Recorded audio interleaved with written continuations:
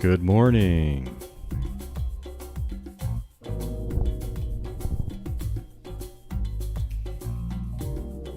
Today is day 12 of the Letecia Stauch trial file. Jesus. Go back to sleep, Gray. Anyways, if you guys would, these are 8-hour streams that I'm doing here. If you want to help support the channel, become a channel member or super chats or whatever, that would be awesome throughout the day. Okay. So it should start soon. I don't know if they've changed the windows again, so I might have to reset everything. But once it's reset, it usually works until lunch, and then they screw you over again and change everything up again.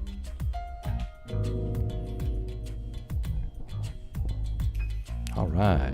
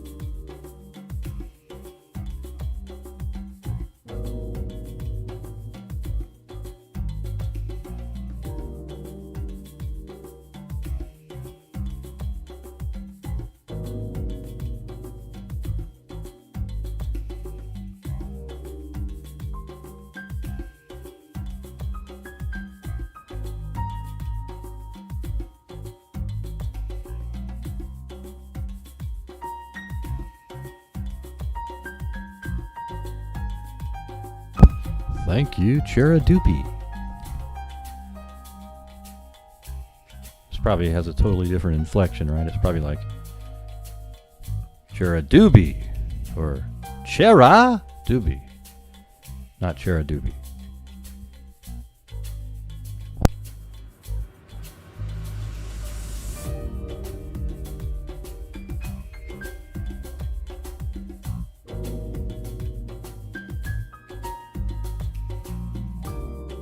Or Cheradoopy.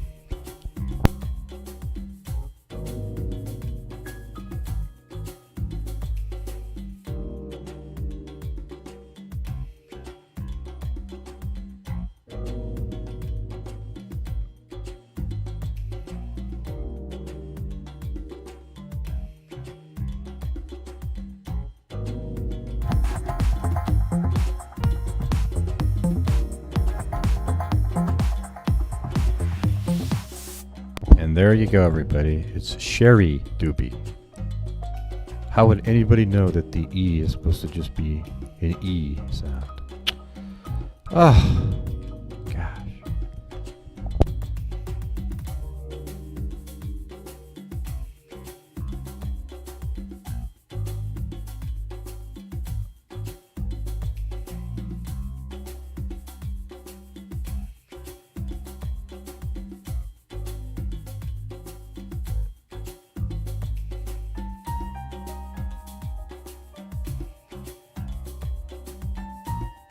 Wait, now she's correcting it? Oh wait, sorry, it's Cheradoopy. Well, that's, that was my last one. Okay, that was the last guess that I had when I said it, right? So I said it could be Cheradoopy. So that was right. Okay, there we go.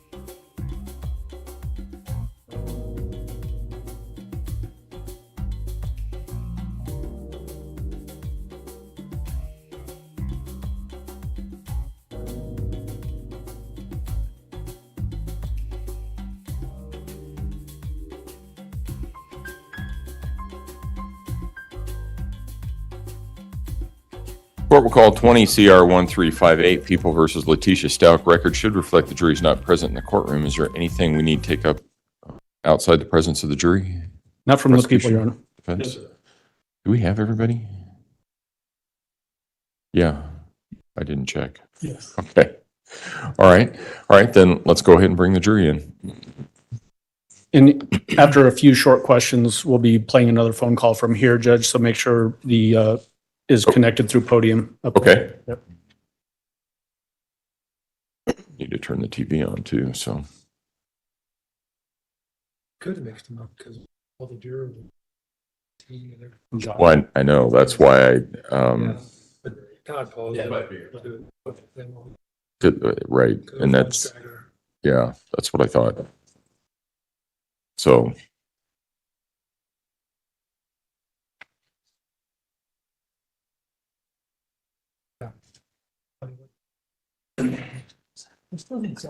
Well, that's right. We're in day what? And I don't know any of these people. I joke with these guys a lot. All rise for the jury, please.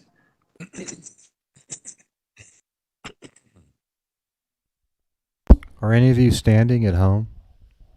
How dare you?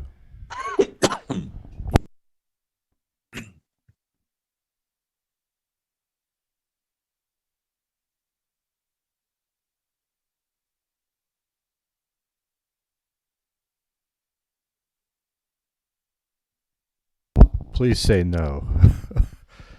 Oh my God. Thank you. You may all be seated. Court will recall 20 CR 1358, People versus Letecia Stauch. Record should reflect the jury has returned to the courtroom. Good morning, ladies and gentlemen. Morning. Taking a minute here to make sure I have all of the right people, because I understand that there were two juries that sort of came in at the same time, and wanted to make sure everybody made it to the right place. All right. Again, I'm going to ask you the same question that I've asked you every day previously. Has anything occurred since we were last together that causes any of you to believe you could not continue to serve as a fair and impartial juror in this case? If so, please raise your hand. No response. All right. With that, when we took our break, we were in the midst of some telephone calls, I believe it was. And Mr. Allen, how do you wish to proceed at this point? So we were in the middle of, just so the record's very clear, Exhibit 57. 57 we finished. Actually, I think 58 we finished, Judge.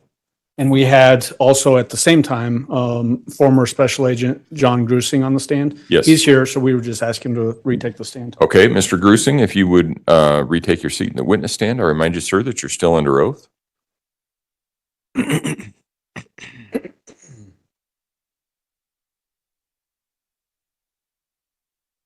Good morning, Mr. Grusing. Good morning.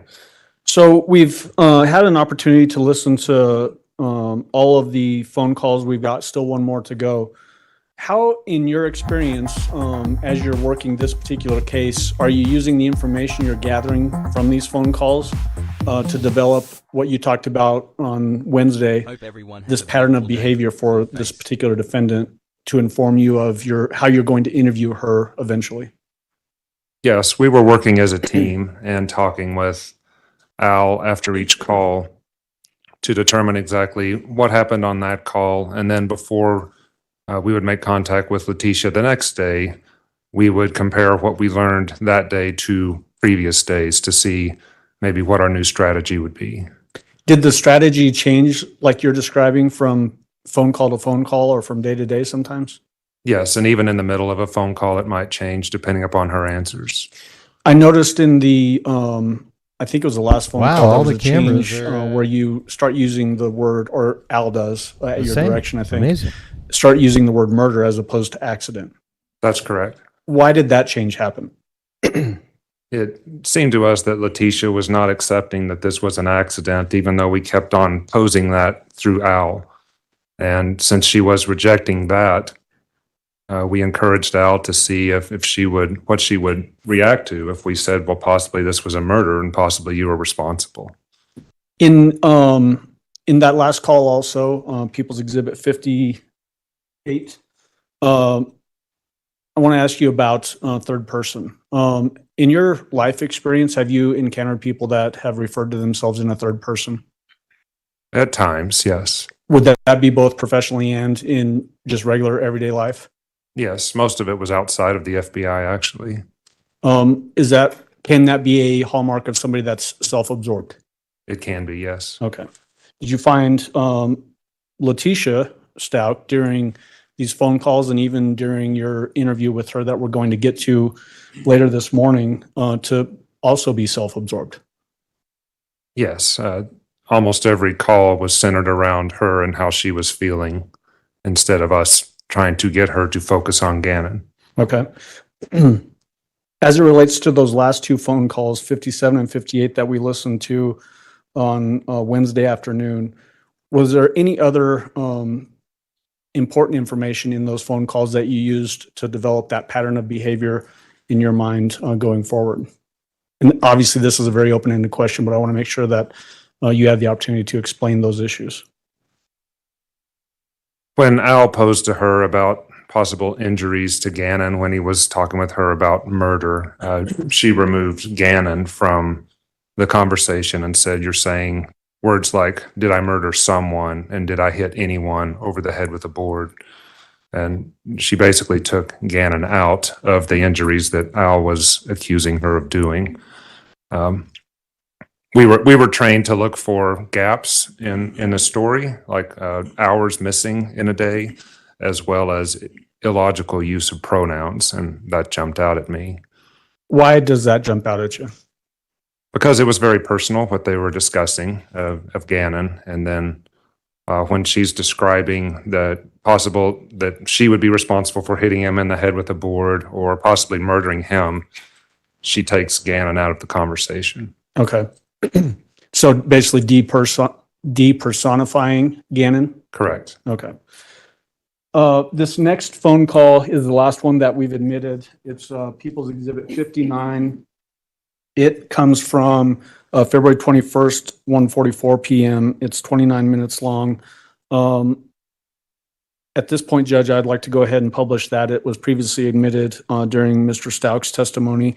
And then when this particular phone call is done, we'll bring Mr. Grusing back up. All right, Grusing, you can go ahead and step down.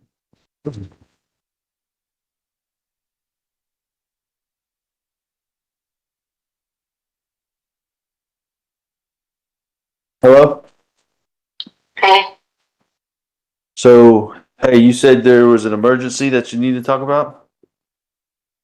Yes, are you okay? Because I sent you the message about stopping searching, and I said, "Are you ready to work together with me?" Yes, I sent that to you. Okay, so what is it?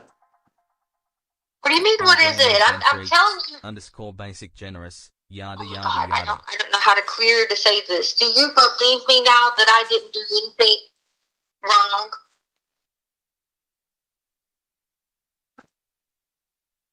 I mean, I'm just trying to get you made it seem like there was some urgent news that you had to tell me, and this is To you, and I sent you the link you were talking about with the landfill. That was old. oh, so there wasn't really anything urgent and pressing that would help me find Gannon. I'm asking you, are you ready to work together with your wife to do it? Yeah, I'm telling you, I'm going off your list. Number one, Gannon. So let's focus on that. Okay. So you read my list. Why are people sending this about lies about airports and all this? I don't know. You can't have a straight goal in common. I don't know. I don't care about social media. Never have. Who cares what people are saying? I rode with my mom to the airport. Okay, where are you? Where am I? I Yes. told you I just stepped out of work on lunch break. Like, as in the node? No, as in the headquarters. Okay. Are you gonna be able to stay with your wife so we can work on this together? I'm not making any promises. I need to know now, starting tomorrow. Well, you're not even here. If you're telling me starting tomorrow, With the dogs. I can't fly the dogs. well, how did the dogs get to where you're at if they couldn't fly? I'm in a car with friends. That's all I've been doing. The dogs can't get on an airplane. What friends? Only thing I'm saying with a friend named Michelle, some different people, some adjacent people to me that works at Harley. We stayed at their house. Okay. We've just been staying everywhere. The dogs cannot get on an airplane.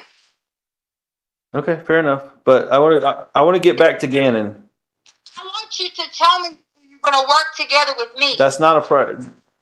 Be together so we can burn down everything, figure this out, get a plan in place. But why is the safety of a child contingent upon anything other than finding him? I can't help you if we're not together. Yes, you can.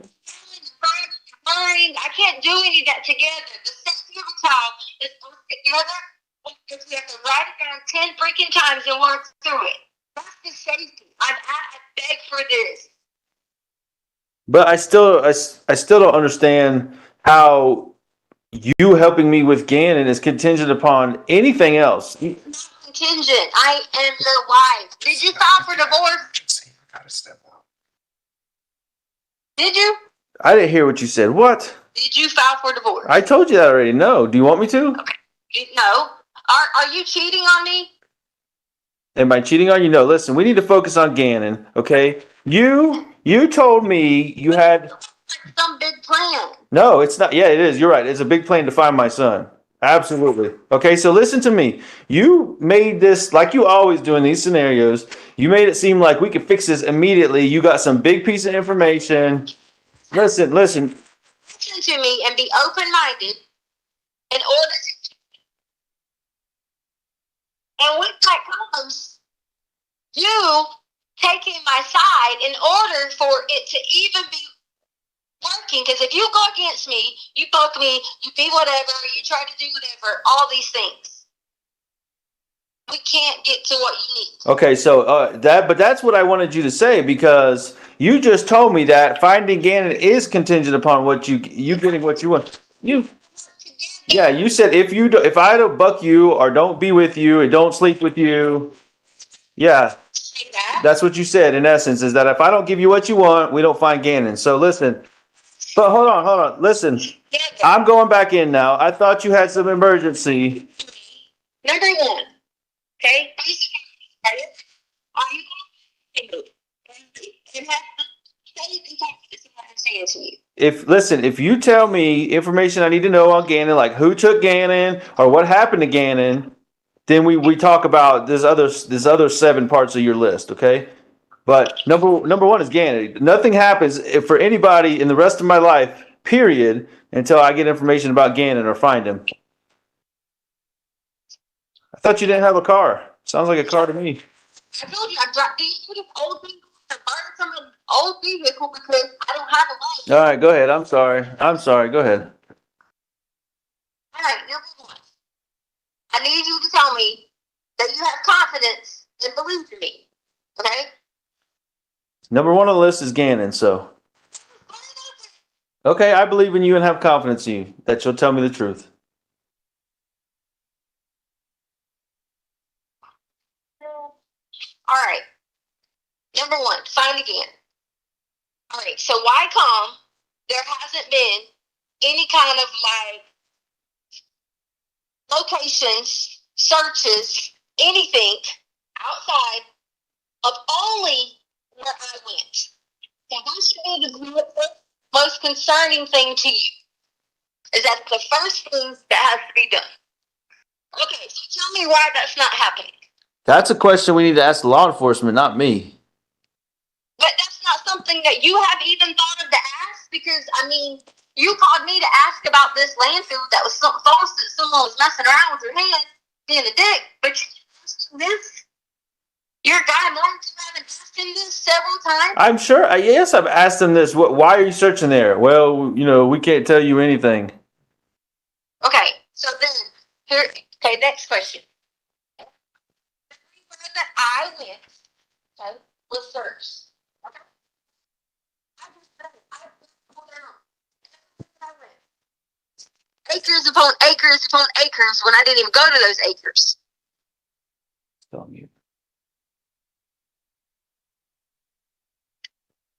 How do we find Gannon if none of those things, he was none of the places that I went?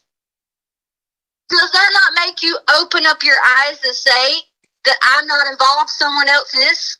Yeah, you're absolutely right. And like back to your first question. I believe in you, okay? But I believe you know that someone else involved and you know who. That's what I want. Okay. So, but see, then you keep sending me messages, emergency, we can fix this right now, but then you never tell me anything. Number two, that's the second thing. We know that, all right? Anything I haven't done. All right, so why come when I gave them the information that I gave them, why did they not look into it? Why did they not believe it? Why? What information about Quincy Brown? Anywhere. Are you talking about Quincy Brown? What information are you talking about? No, I did not. What information? Okay. You just said they don't tell you anything, right? That's what you're saying. Okay. Yeah, exactly.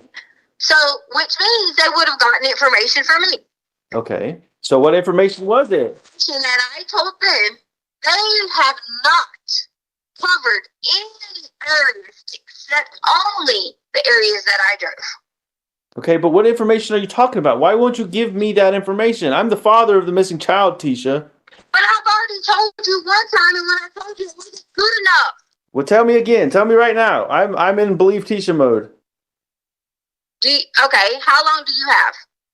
Like 5 to 7 minutes. Honestly, I gotta get back in. 5 to 7 minutes. Well, what do you need? Tell me what you need. An hour? 10 minutes? Are you on lunch? I mean, I'm not trying to mess you up at work. No, I'm working like 4-hour days. So I mean, I come out because I told you I'd come out around this time. Okay, but I got another hour or some of work, and then I'm leaving for the day. Because they're just trying, like I told you this morning, they're trying to phase me back in. So I don't want to be out here for 20, 30 minutes. Okay, so then what time can you sit down and talk with just you, not with you and all your other clan? Right now. So you got 30 minutes to give me right now. Listen, I'll make up some bullshit when I go back in there, but yeah, I'll give you 30 minutes right now. Walk me through it.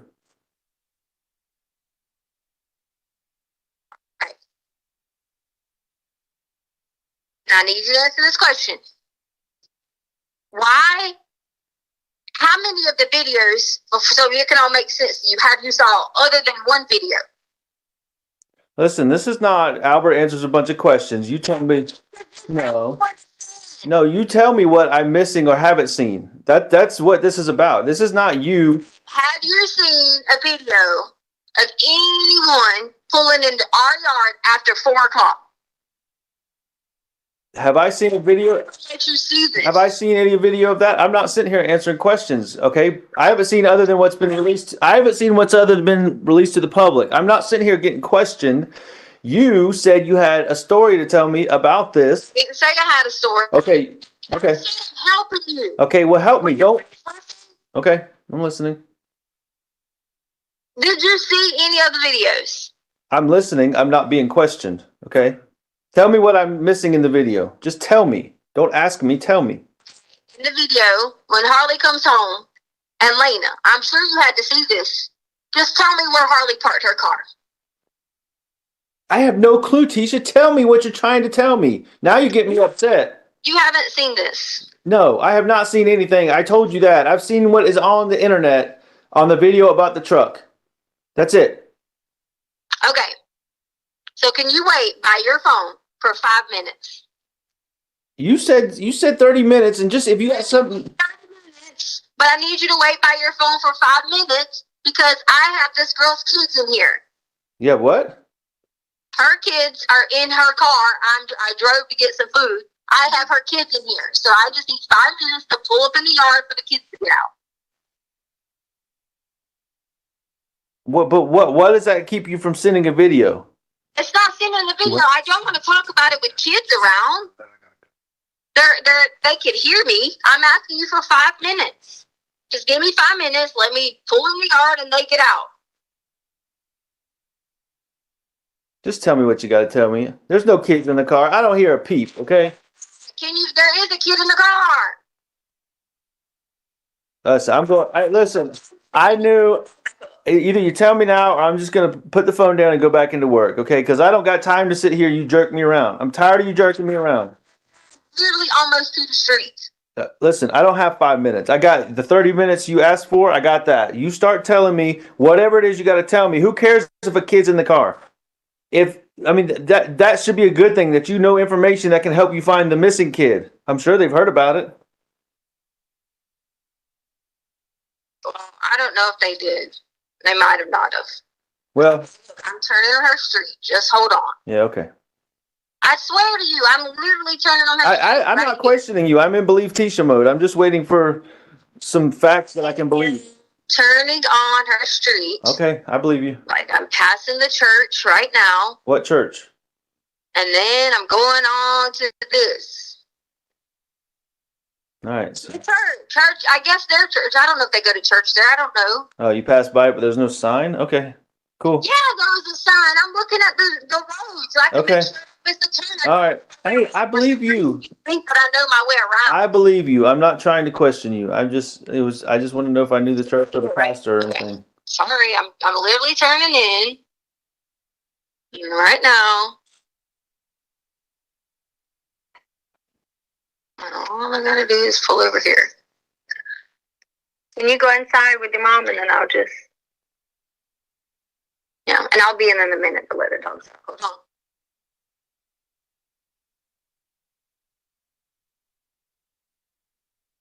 All right, give me 1 minute. So, yeah, okay.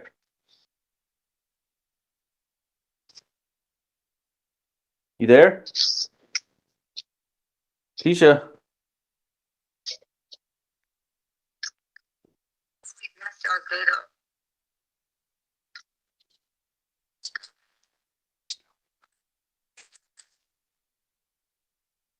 Yep, I'm here. Let's stay here. And then I'll get the dogs and I get back and then we just go. And then we can try to get to work.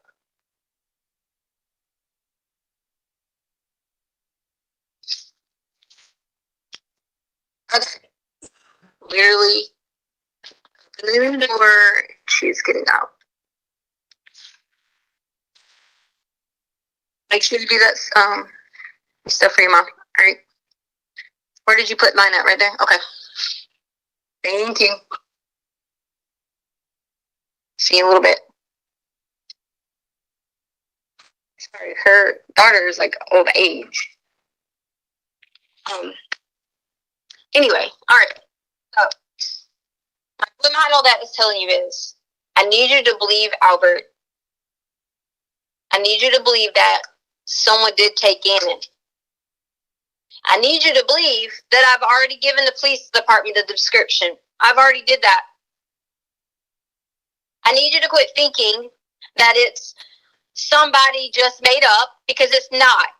Obviously, I didn't do it. There's no way possible that I could have been hours and hours away in a certain window. I need you to help them re-look at that. I'm telling you, Gannon would have left our neighborhood anywhere between that time frame, and it wouldn't even be surprised if it weren't like the kid in North Carolina. What certain window are you talking about?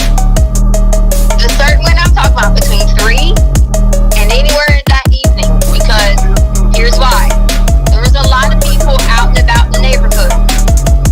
Everywhere. So you weren't home during that certain window? Is that what you said? Do what? You said you weren't home during that certain window, or he could have left in that certain window? I'm saying that's when it happened. So by the time I called, okay, Gannon still could have been in the neighborhood. But you said when it happened. What is it, Tisha? I told you already. You haven't looked at it to see. Okay, go to the ring. See, we went out the front door. When we left, we went out the front door. Okay? When we left, I set the alarm. I went out the front door. I came back in the front door. Made sure the alarm was set. Went out the garage. You can see that on the ring. When I came out, I think it was like 10:07, 10:08-ish, maybe. We left out. We were in the garage. Okay. There was no more, at that time, there was no more anybody going in and out. And the dogs do not set off the motion in the house. Right. They don't. Okay? Not when they're in their crates. You're right. Yeah, not within their crates. And as sure as heck, if I'm somewhere upstairs, they're with me. They're not just roaming around doing their thing. They're following somebody that they look. Okay? When we came back, I've told you 15,000 times about the car following us at Petco. The reason I left the phone at Petco, you want to know why? Why don't y'all go check the alarm on it? I set an alarm for it to go off if I hadn't came back in the time frame to call the police. I set the alarm on there, Albert. There was no intention. I had my watch on, so it was no hiding where I was going or whatever. But wait. So you set an alarm to call the police? Why? No, not because someone was following us. From the house or from Petco? From the house Okay. to Petco. Okay. Then from Petco, that's why I kept walking to the door to look, because Gannon was laying down. He was playing the Switch, so I knew that they knew nobody was in the car. That's what they thought. Maybe I was being over suspicious. Well, so help me out here, because I'm in believe teacher mode. So okay, just so you know that. But somebody's following you from the house, and you leave Gannon in the truck. They never knew anybody was in the truck. But if they followed you from the house, didn't they see y'all get into the truck? I was not like from the house as in our house, like as in not the area that. All right. Well, okay. All right. Help me be in believe teacher mode. Okay. All right. Don't start spinning. Just tell me. I'm spinning. Okay. All right. I'm trying to. Let me go through the whole entire thing. Okay. I'll go ahead. Go ahead. Okay. So I sit there. I was playing with these period pad things because apparently dogs have periods. Okay. So I'm holding the thing, and I sat there and I said alarm, just for the alarm to go off. Like, whatever. That was for the alarm to go off. Maybe I was being too superstitious. I just was being whatever. I don't know. Okay. Sorry. And now you're yawning? Listen, I don't sleep good at night. I haven't for years. You know that. So go ahead.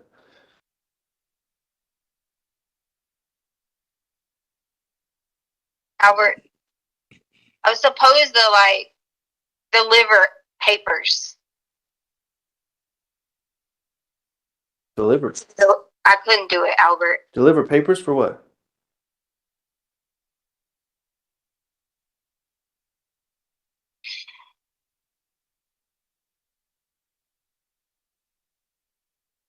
Tisha?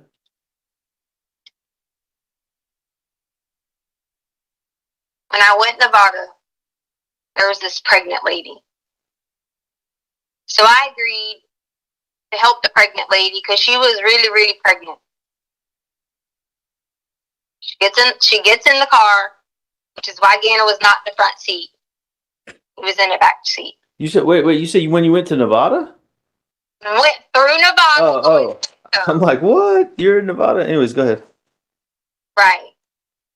When I realized she's not pregnant, once she gets in the car,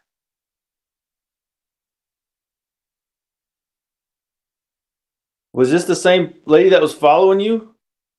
I don't know if they were following us. I just know there was a car following us. When I get off, I turn where Harley gets the eyelashes done because I thought I would lose them. Then I saw a pregnant lady. She looked legit like 8 months pregnant. What kind of car was following you? Because maybe they. He told you this 15 times. Oh, okay. It was a blue something, like a blue little car, like a Cooper or something like this. Okay, so like a blue, not red, right? Just a blue one. No, there was the red earlier in the day was nothing. It's already been checked out. Okay, all right. The reason I know that one's been checked out is because I had somebody in Lorson Ranch do it. All right, I was just making sure. I make sure I keep these cars straight. So there's the blue one, not the red one. See, I'm No, don't get upset.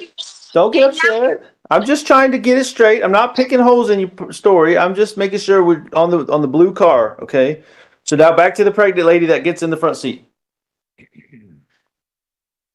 So the pregnant lady gets in the front seat, but she's not really pregnant. I don't know that she's not really pregnant, but she says she just needs a ride. I felt bad. She looked really, really pregnant, like 8 months. I said, I'm just listening. You know what? I'm not going to help if you're going to do this to me. Listening and believing? I really came in this to be honest with you. Okay, and I'm just listening. No, you aren't. You're being a dick by saying, That's being a dick to me. I don't know why you're saying that, but does the pregnant lady know what happened to G? Does she know where Gannon went? Can I finish? Yeah, absolutely. She wasn't really pregnant. She had about, I don't even know how much money inside of this thing that makes her look pregnant.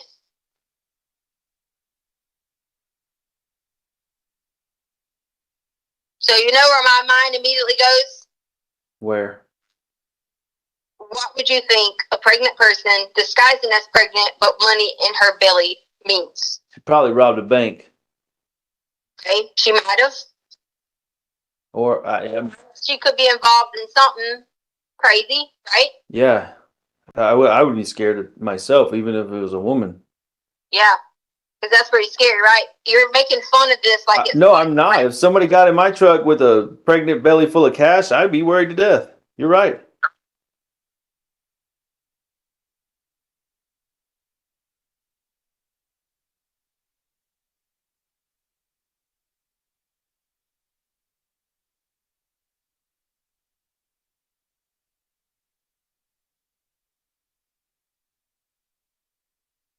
I don't know.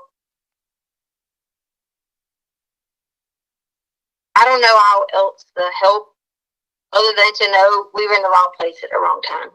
Okay. Are you talking about Petco? Yes, because Petco, I just was supposed to walk in Petco, look around, be normal, go drop this lady off somewhere. Oh, so she told you to walk into Petco? Yes. Oh, okay. She forced me. Of course, I gotcha. Okay. Yeah. Did she have a weapon, like a gun or a knife or something to threaten you, or what? How do you think someone would force you? You're sensitive. No, you're a tough girl, so I'm just gonna take a lot. That's what I'm trying to say. If You're somebody, a tough girl. yeah, I don't think you'd be scared easy by somebody like that. So that's just what I'm saying. You probably start swinging unless she had a gun or a knife or something. This is a joke to you. No, I'm serious. I'm trying to. You finally are getting like legit, and it's a joke to you. I'm sorry you think that, but go ahead. I'm not. Forget it, man. You're not wanting to stand by my side. You don't want to help. I'm right here standing by your side, listening to the truth. Okay, I'm in belief teacher mode, like I told you. Yeah, and then what you're gonna do? Tell me I'm telling a lie and hang up? Are you telling a lie? No, that's what you're gonna do. You're not gonna believe it. I told you it was beyond your wildest imagination to know he was in the wrong place at the wrong time. He was in the wrong place, or y'all were in the wrong place? Okay, we was in the wrong place. Okay, all right.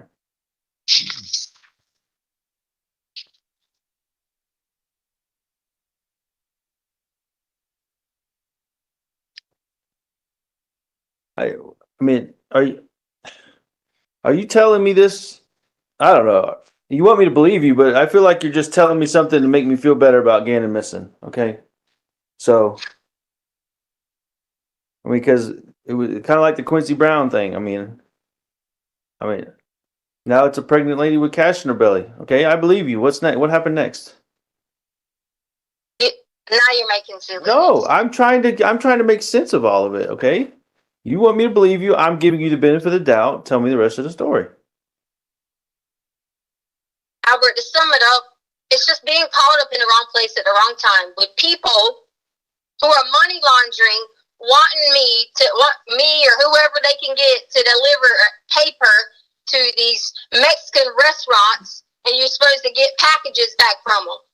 And I wouldn't do it. So that's why we were on County Line Road, because I was scared to death. I left.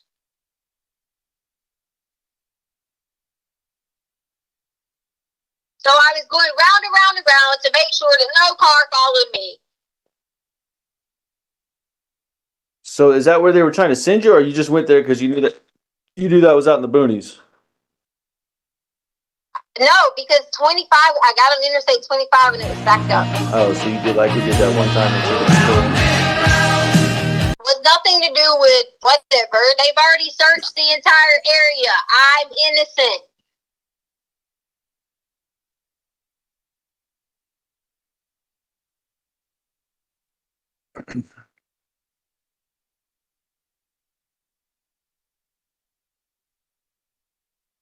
That's who has Gannon, okay? The pregnant lady with the cash?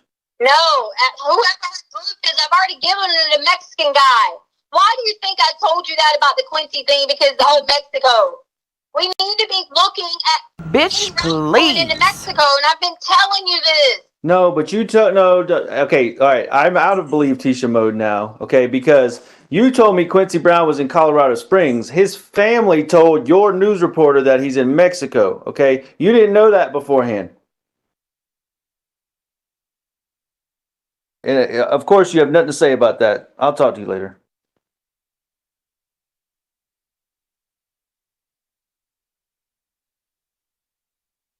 Mr. Grusing, if you would, I assume that's who you want, right? Yes. Mr. Grusing, if you would resume your seat in the witness stand, and remind you, sir, that you're still under oath.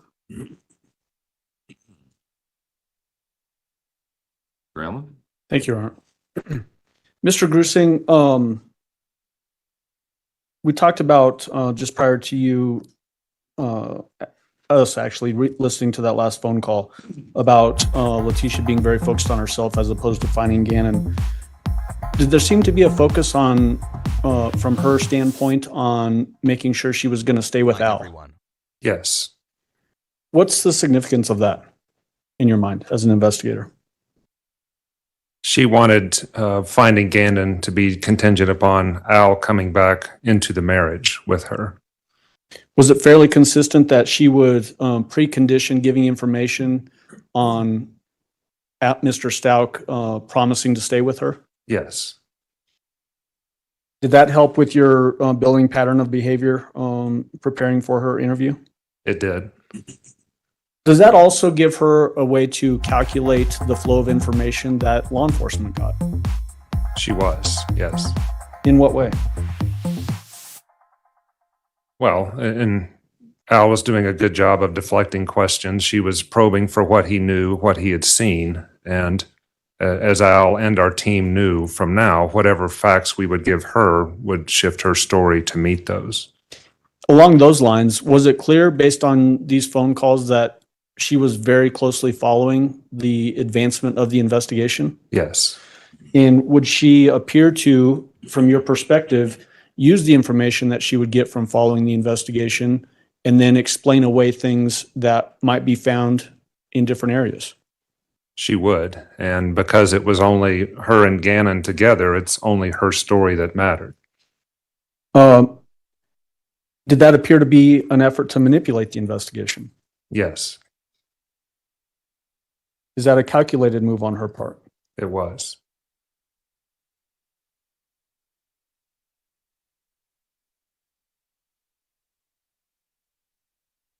There was that one section in that last phone call where she is expressing concern with areas of searches.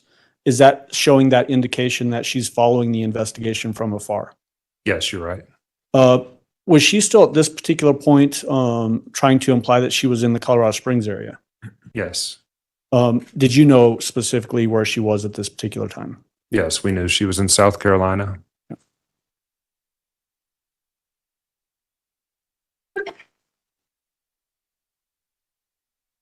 Talking about her efforts to manipulate the investigation, did she point throughout all of these phone calls at random, unknown persons? It's hard to say random. It seemed to be somewhat calculated. Random from your perspective as an investigator, calculated from her perspective. Is that what you're suggesting? Yes. Okay. So we have Eduardo, right? Correct. The information that she gave about identifying Eduardo, so any identifying features, do you remember that right now? I don't. Okay. If it was basically a 5'8", thinner Hispanic male with pockmarked face, is that a very detailed or not very detailed description of somebody? Not if you have extensive interaction with him, which she told us in her story that she did. That was prior to me coming on, so I was reviewing that information. Okay. And then changing it later to say, well, maybe he was actually a black guy, like a Puerto Rican. Correct. And then developing into Quincy Brown.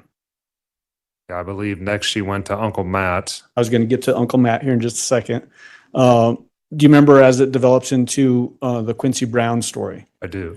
Did that coincide with the same time that Most Wanted release was issued for Quincy Brown in Colorado Springs media? Yes. And then you mentioned Uncle Matt.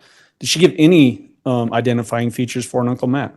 She did not. She laid the blame for Uncle Matt at Gannon, saying this was Gannon had been talking about Uncle Matt prior to Gannon's disappearance, and then Gannon was jumping on Uncle Matt, and then Gannon disappeared because of Uncle Matt. Did you hear any doors open or close, like she was indicating she just dropped a kid off? No.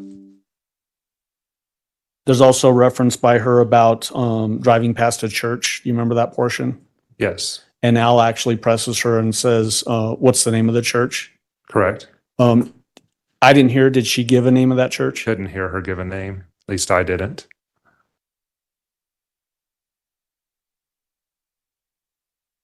There was an interesting quote that she made in that particular call, and it was, I need you to believe someone took Gannon.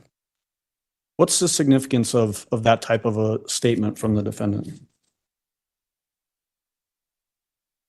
Well, she was, again, the last one with him, and she's now tried 4 or 5 someones, and now she's not giving us an identification of this pregnant lady. We were not scripting Al to yawn or do those things during this one, but it was obvious that this was not going to lead us anywhere closer to Gannon. So with her not giving us a name or anything to follow up on, we were fine with Al just reacting naturally to this new story. Okay. The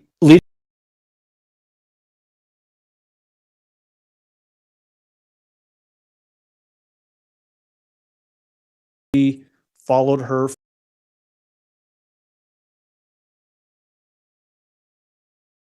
Actually made 2 Petco visits on January 27th that were basically 2 hours apart on that day. Yes. Was there any indication through the investigation that someone was forcing her to go into Petco? There was not. As it relates to this pregnant lady with the money thing, did she ever give any detailed information about description of this pregnant lady with money coming out of her belly? No.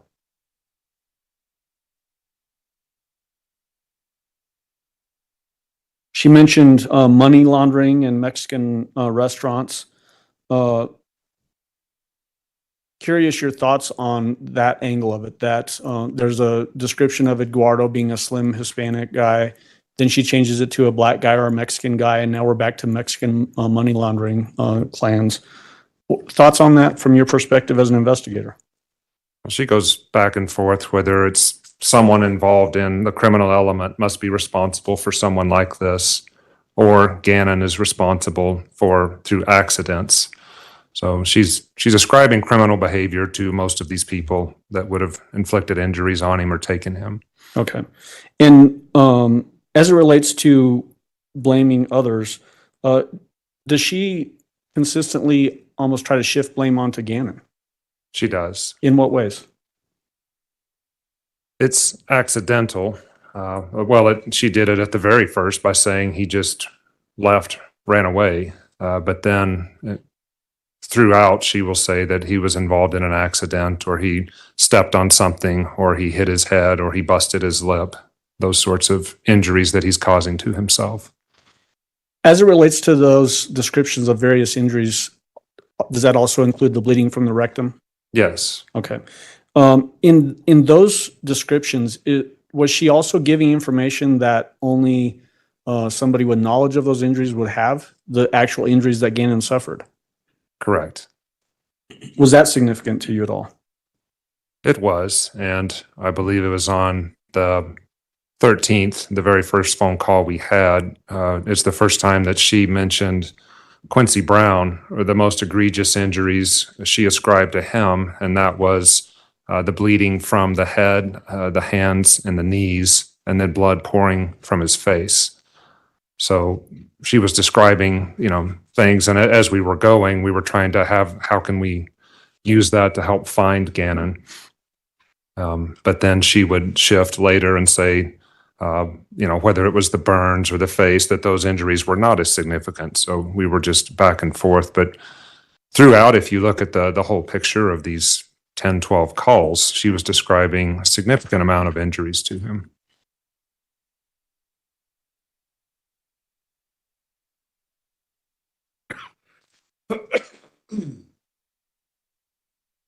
As we listen to all of these calls, and I think we've actually admitted 16 separate phone calls into evidence in this case, were there actually even more than that were conducted that were not admitted in this trial? Yes, I believe so. How did you use the information that you gathered in those particular phone calls that you participated in? How are you using that to build the pattern of behavior for this specific defendant? Well, our primary goal was to find Gannon at this point in the investigation, and information was coming in daily. We had a whole timeline across their break conference room that we would add new data to each day. So even with the story about the pregnant lady and the blue car and whatever else we're trying to compare, it will something new give us a clue to where Gannon is. And then secondly, we're looking at building a case against Letecia and working towards an arrest and an interview. Okay. So let's jump into that. When was the defendant ultimately arrested? March 2nd, 2020. What were circumstances that led to that arrest as it relates to your involvement? So the sheriff's office and the FBI agents that were assigned the case in Colorado Springs had drafted an affidavit that a judge had signed off on. And our team had been communicating with law enforcement in South Carolina to arrange an arrest and possible interview of her if she was willing to afterwards. Did you in fact travel from Colorado to South Carolina to be participating in that? Yes. Was that on March 2nd exactly? Yes, it was. Describe for the jury, how were you there when she was taken into custody? I was. Describe that for the jury. I was on the very periphery, wasn't close, but it was in a mall parking lot, I believe, and local law enforcement did the arrest. I did come up and introduce myself to Letecia and told her I was with the FBI in Denver and I would like to speak with her, that we were going to take her to a law enforcement facility. Did you in fact then have her transported to that law enforcement facility? Yes, Was that at the Myrtle Beach Police Department? it was. Did you interview her there? Yes. Your Honor, may I approach with People's Exhibit 354? Me. You recognize this exhibit? I do. How do you recognize it? That's the DVD of the recording of the interview I had with Letecia. I have initialed it and dated it. Is it a fair and accurate copy of that interview that you conducted on March 2nd of the defendant? Yes. At this time, I move for admission of People's Exhibit 354. Yes. No objection, Your Honor. Exhibit 354 will be admitted. Go ahead. Do you know roughly how long this particular interview is? Approximately 5 hours. And let's go over, is there an initial phase of an interview where you maybe are building rapport with somebody? Yes, letting whoever I'm speaking to understand the purpose of the interview, explaining why I am there. And then, because Letecia was not free to leave, I advised her of her rights pursuant to Miranda. Is it typical to do the advisement of rights under Miranda when somebody's in custody? Yes, What's the purpose of that? to let her know that she doesn't have to talk to me if she doesn't want to. She can have an attorney present, and she's free to leave at any time. Is this something that you just talk to somebody about? Or is there a form that you? There's a form that I go through. Okay. Yes. Do you actually have them sign the form? Yes, Did you do that with this defendant? I did. Do you know what name she used to sign that form? I don't remember. I'm guessing it's Letecia Stauch. Does it say Letecia Stauch on it? That sounds right. Okay. Did she indicate that she understood her rights? She did. Did she even go further than that in trying to put conditions on a specific right as it relates to attorney? Yes. Okay. Did that indicate that to you, from your perspective, that she appeared to understand those rights and could contemplate them and potentially even try to put additional conditions on them? Correct. At this time, I'd like to start publishing, and what I intend to do with People's Exhibit 354 is just keep Mr. Grusing on the stand, play portions based on questions that I'm asking. Obviously, the whole interview is in evidence, Judge. All right, go ahead.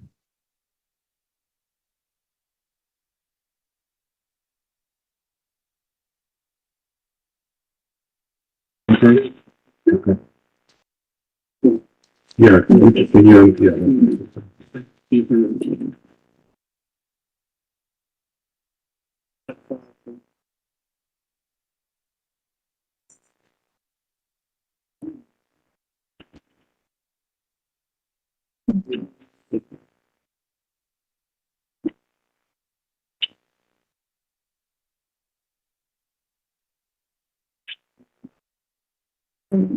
try to, you can pull that chair back a little bit.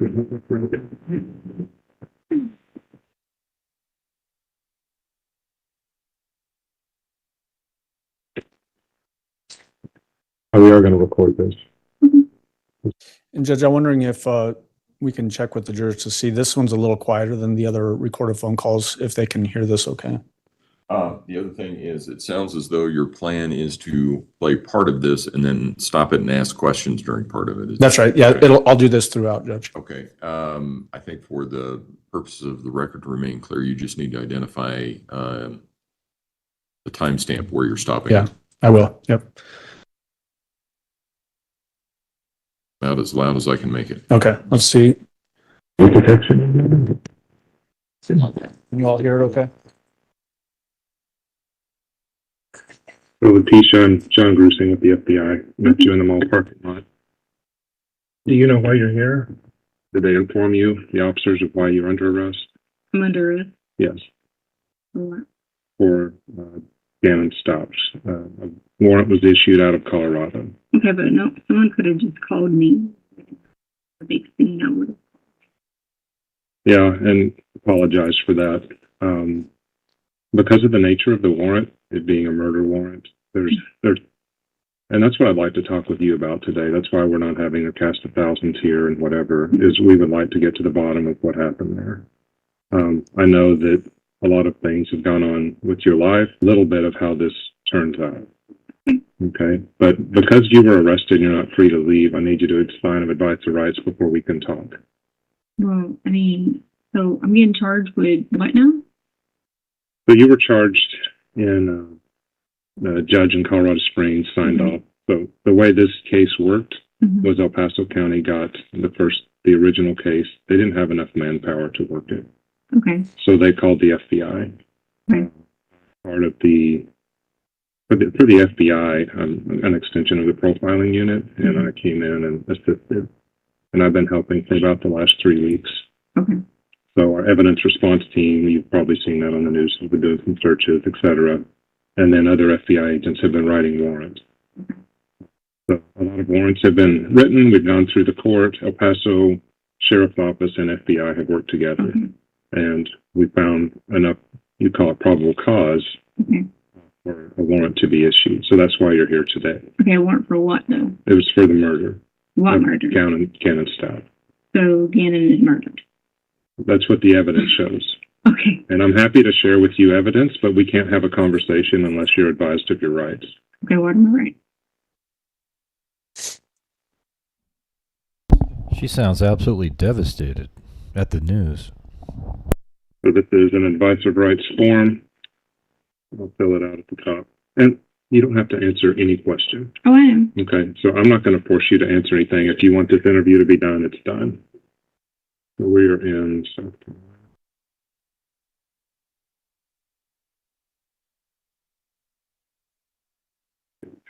A second.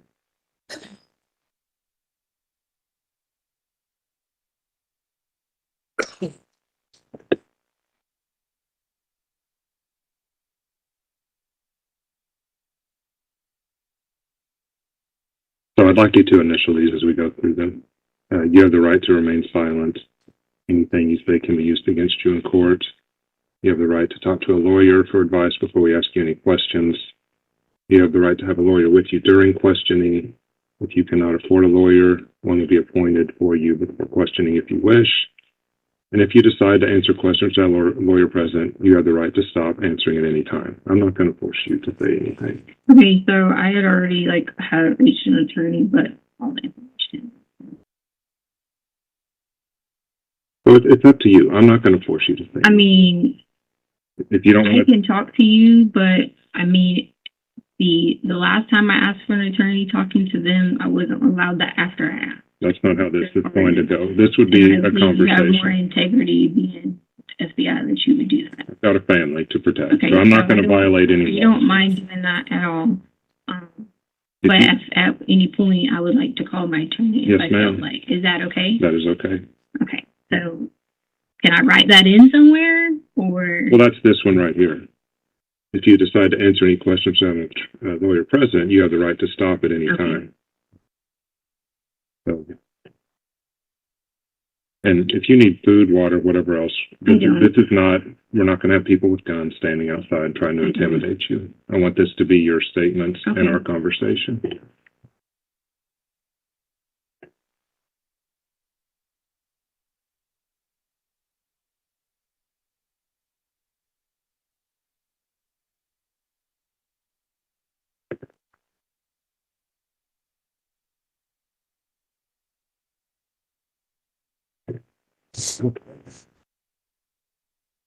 So I was thinking of a lot of things to say to you today because I've been helping, I've been involved. Mhm.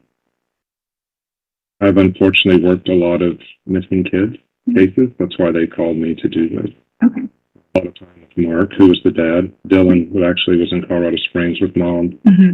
went to go see Dad. This was in November of 2012. Right. And then he disappeared. It's a lot like what happened here. What I think happened with Mark is friends, and Mark wouldn't let him go. Okay. And I think Mark got upset. I think Dylan did some things that irritated Mark. I think there was just a punch in the face Right. sort of thing. Right. And I think things went downhill from there. Well, And I'm not saying I that's just what want to happened say with to you, you. I can help you because what you're charging me with is not, or whoever, is not the case. Okay. Gannon is alive, okay, and I can help you. Okay, great. But see, here's the problem. When I reached out to people about getting help, I said, hey, I need someone who's going to help me to help you guys. I couldn't get that from anyone at all. We're happy to help you. Okay. So I understand you might say you have whatever evidence that you might say you have, but that's not a case. It did not hurt my child. Okay. Need more assistance besides the FBI. You're probably going to need some DEA, probably need a lot of help. I'm happy to get whatever help. Okay. How do you know? But he's I alive? can't help you unless people are willing to help me. And I did offer every opportunity to sit down and talk with not only my husband, but with Landon to try to come up with the best plan to do it. I really did. And I've been begging every single day, please, please, please don't say this. Okay.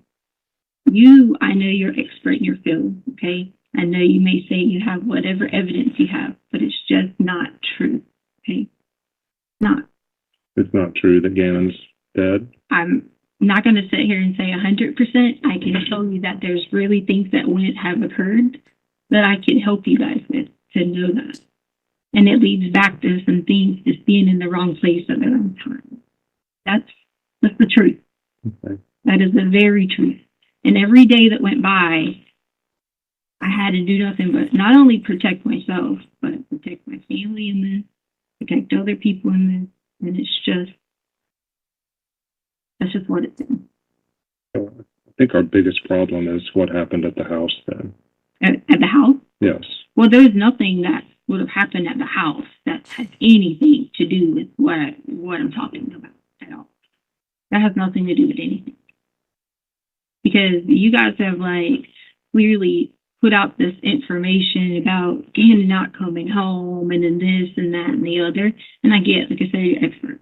I get people with forensic stuff. I mean, why doesn't she ask? How do you know he's dead? What But happened? it's just the truth. It's She goes not right into the a truth. defense mode, saying, "No, he's alive. He's alive." And until I know that I got to get help from some people other than someone just having me in a room. You've got to get help to do that. I got to get help to give everyone what they need because I'm going to need my mom protected. Okay? I'm going to need my brother and sister protected. And most importantly, I'm going to need Harley protected. And on that same note, I'm also going to need other people in Colorado protected. And see, people say FBI can offer that protection. You can. How? If it involves Does it an 11-year-old, mean- if it involves finding an 11-year-old, then we can. And it means that we can have new identities. It does. Yeah. I've had to do that before. We call it an informant, but we can do it for. We can How do do I it know for the that general public. Who else would you trust? I don't know, like, sir. I don't know. There's nothing that happened at any house. Nothing that happened at any house that would have hurt, harmed, murdered, done anything to anyone.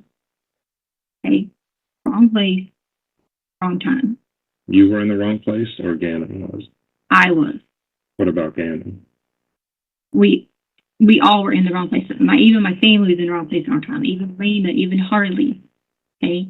All of us in the wrong place at the wrong time. And I swear to you on that.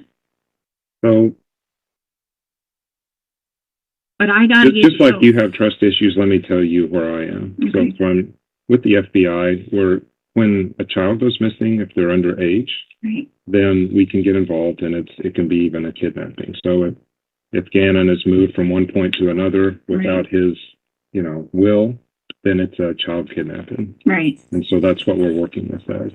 And with me as a federal employee, Mhm. with me working a federal case, because right now it's filed with the district attorney, Right. but the U.S. attorney can file it as well.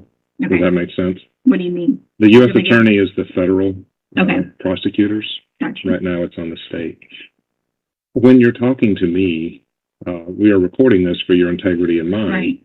But if you'd rather not say something, if I would rather you just say, I don't want to answer it, instead of telling me something that's not true.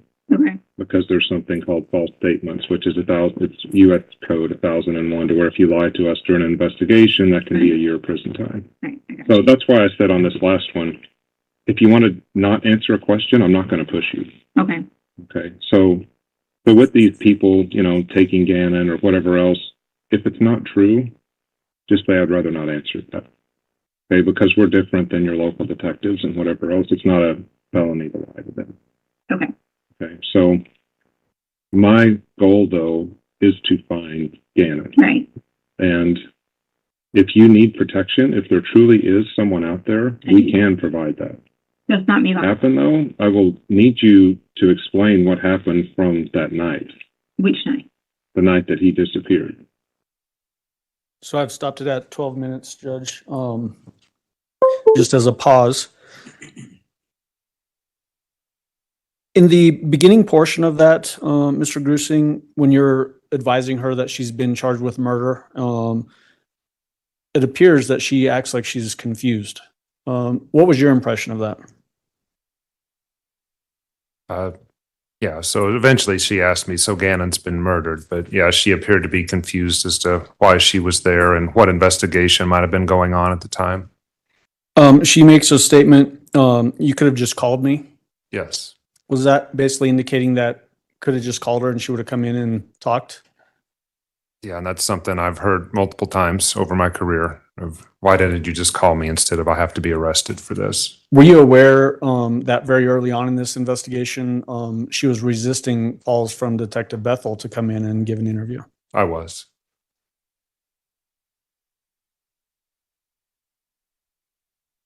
She makes a statement that she's been begging every single day for somebody to help her and says stuff like, I can't help if you don't help me.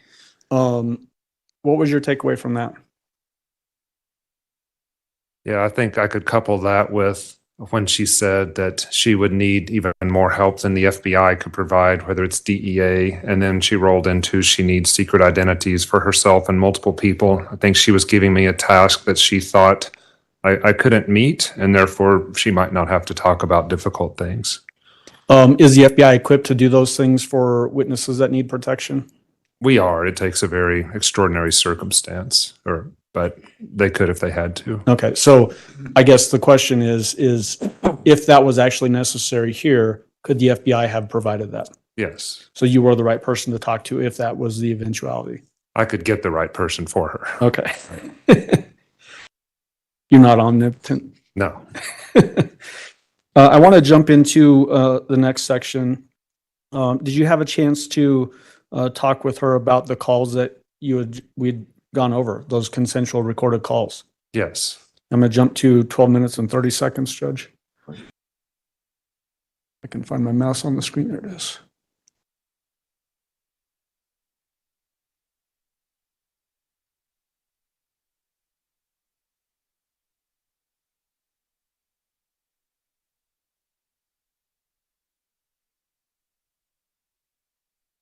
It's actually 12 minutes and 33 seconds. I can't get that 3 to cooperate with me.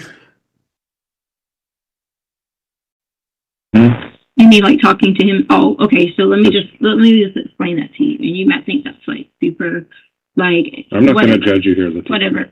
To him was the reason I already knew someone was listening, but because of him not ever like being like supportive, and I tried originally to talk to him when he first got there.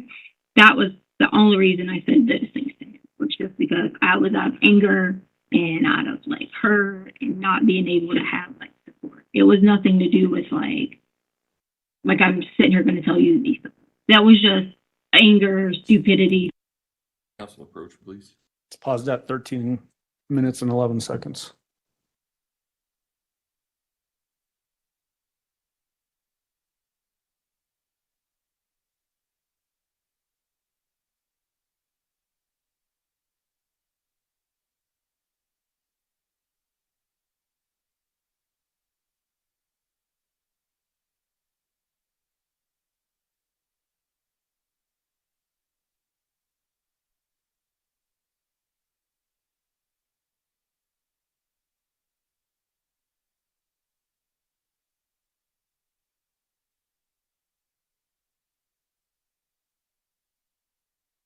Picking back up from where we left off, it's at 13 minutes and 11 seconds and playing again from there. And I already knew, like if you heard it, you heard me say a lot of times, I know people are listening because I know the same time that someone called, every time I could hear people. Right. I knew that. So me saying those things to him was just being, what is the word you want to call it? Selfish or facetious, or whatever you want to call it. Just because I was hurt by him not wanting to work together to figure this out, because I did have like originally initial different thoughts on certain things, and that was me trying to like basically read him and try to figure the situation out. So I understand that you may have heard those or whatever you may have heard, and that's okay, because that totally was not it. That was not me trying to be. Right. That was just being stupid to him. So I have a question. So, and it's paused right now at 13 minutes and 59 seconds. Mr. Grusing, what were your impressions of her saying that she's giving all this misleading information in those phone calls because she's just angry? Yeah, I don't think there's much more to comment besides that. Instead of being focused like Al was and the rest of us of trying to find what happened to an 11-year-old boy, she was again focusing on her feelings. Does it also though show potentially that it's very calculated, that she's doing things in response to what's happening in the investigation? Yes, that's correct. Okay. And then we'll just play from here until 15 minutes and 42 seconds. In this particular section, do you remember asking her about mental health and sound mind and those types of things? Yes. Okay. So we'll play starting here and go to 15 minutes and 42 seconds. In regards to that, were you of sound mind? I mean, did you have, are you undergoing any treatment for anxiety or any depression or anything like that right now? I mean, like, you mean, like, I've had anxiety since I was like 16, 17, but like, as far as like, undergoing like any kind of special treatment, you know, like sometimes I might have to take like a little rest. Right. But I didn't see like counselors or like, anything for any kind of like, depression.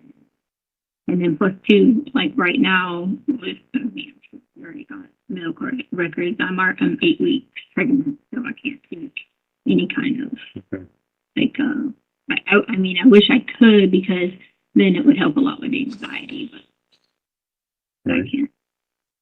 Okay. But so you were of sound mind when you were talking to Al. You were upset with him and upset with the situation of him not being by your side through this whole thing. Right. But then at the same time, like, I have to sit back and think, you know, in a person's brain, you hear 100 different things. You do do whatever. I just wanted him to know, because he knows, like, I've been taking care of our kids like for so long while he was gone. I'm not here to bash either one of them. They had a lot of different separate situations going on that I've always taken care of the kids. And so there's been times I've protected them from so many people, you know. So it's now paused again at 15 minutes and 42 seconds. Why are you asking these types of questions about sound mind and mental health based questions? Well, I spoke with the district attorney's office before the interview, and they suggested that I ask them. I don't always ask these of people that I'm interviewing, but because of the varying stories and because of the district attorney's office and investigators looking forward to trial, we wanted to make sure that she knew what she was doing while she was talking to Al during our investigation, and then while I was even talking to her at the present. When these types of investigations are ongoing, is the investigation goal to try to build a case that will plead out, or do you have to assume that it will go to trial? We assume that it'll go to trial. You asked her, was she sound mind during this time? Do you remember what her response was in that? She said that, well, I can't remember right after that, but she referenced the reason why she was doing what she was doing to Al was to make him come back to her in the relationship, basically. In that particular call, or I'm sorry, in that particular portion of the interview, it's at 15 minutes exactly when you ask about, were you sound mind? And she says, right. Yes. And then she goes into that description of taking care of the kids. Does this start to build in your mind when we talk about that pattern of behavior and then that pathway to violence that you talked about? I haven't gotten to the question yet. I was going to say let's get all the way to the end of the question first, and then we'll see whether it's leading or not. Does that information that she's giving you there build into that grievance portion of that pathway to violence? Yes. In what way? She was articulating that in her mind, she felt like she was a good mother and she was a good caretaker for Gannon, and that she had, over the phone calls, expressed multiple grievances. And we actually addressed that later on in the interview when we go through her phone searches.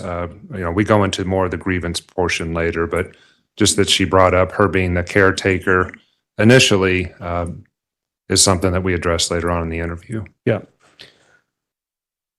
Do you remember asking her about what kind of dad Al is to Gannon?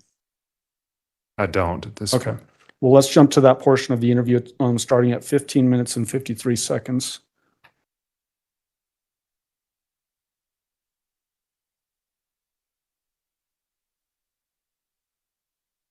I'm actually going to jump to 15 minutes and 49 seconds, and we'll play it to 17 minutes and 10 seconds.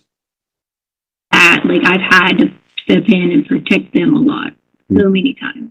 What kind of dad would you say Al was to Gannon or is to Gannon? Oh, he's a good dad. Like, I mean, as far as like being like there for him and like, you know, how can I say it? Like, if he says, hey, I want to go do something, Albert works a lot, so he's tired and his hours are like kind of, you know, up in the air here and there. But for the most part, he like is always trying to make sure he put, you know, like the kids, military first, and always will be, and that's the mindset. And then did you go into the marriage knowing that? Kids. That military was first? Well, I grew up like knowing that my stepdad was here. Actually, that's why I was looking at that guy's name. But my stepdad was here. I lived on. So, like, I maybe didn't understand it from parent perspective. I mean, I'm sorry, spouse perspective, like my mom's perspective. Right. But I did understand it from like a child perspective. But the thing about it was, is Albert didn't have to like go be deployed or anything like that. It was mostly like work through the night type thing.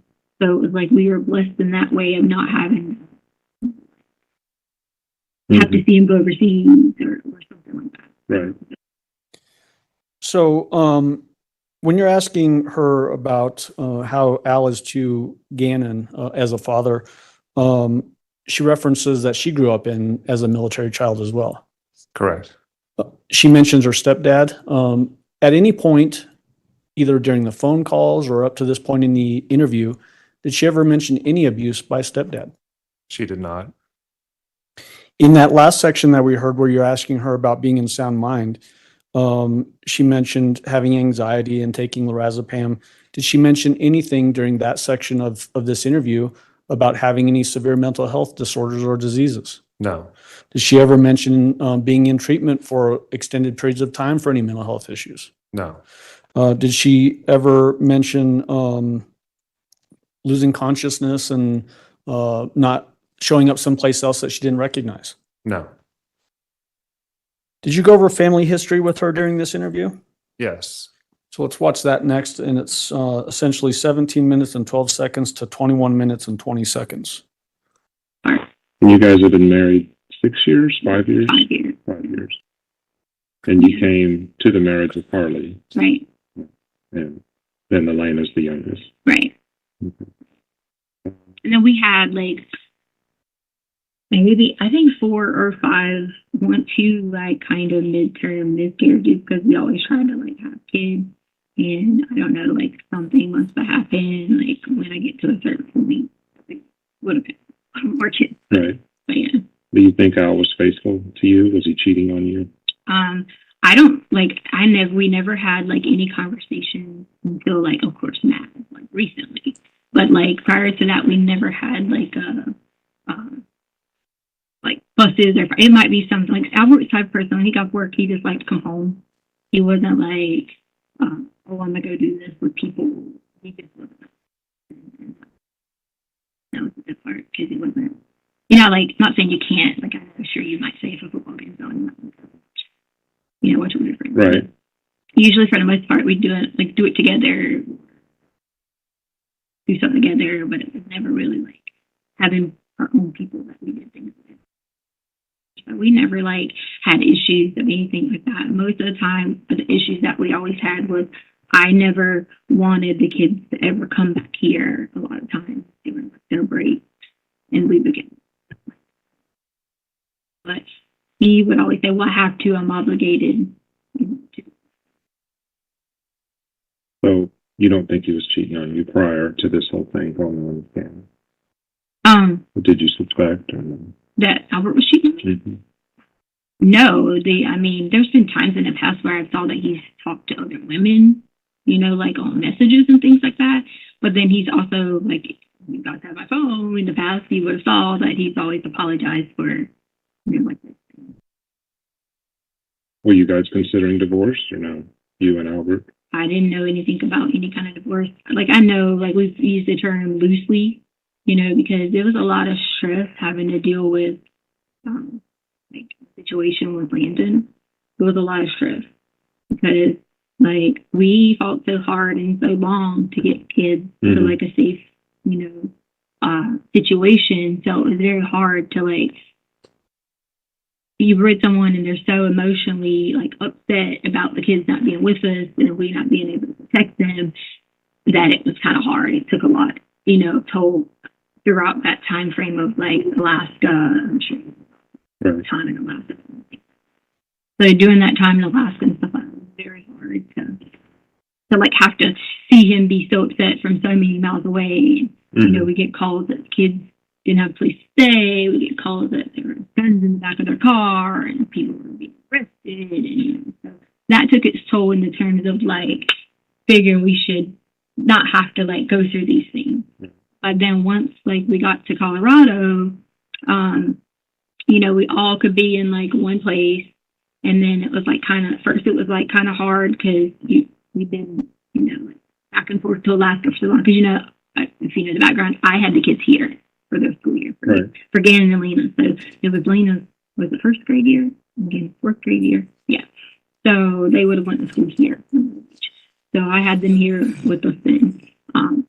Still with that, it was supposed to, like, being hard, going back and forth, traveling on holidays, things like that. So that would have been the most, you know, just with time. Like, so when we got to Colorado, it was just like, okay, we're here. You know, we are together. And we said stupid things to each other. Like, I don't know. But, like, the things that we could do to be like, okay, we'll forget all this. Or if you do this, we'll do it and forget all this. Right. But it's stupid, silly stuff. So it's paused at 21:20. And before I jump into these next questions, just noticing the time, do you want me to go till about 10:30 and then? It's up to you. I was actually just going to say whenever you could find a break in the next 5 minutes or so. Okay. It's up to you. Okay, sounds good. This particular section, Mr. Grusing, was she able to recount details over this 5-year period that her and Mr. Stauch had been together? Yes. Did she indicate any trouble on remembering these details? No.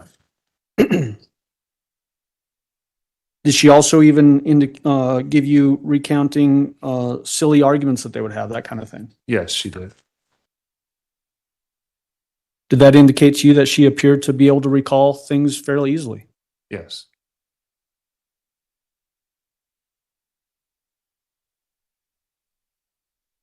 Do you remember talking with her about where she starts talking about people are being upset and she uses the words hard part. This is the hard part. Yes. Okay, let's go ahead and watch that section. And this is from 23:45 to 25:51.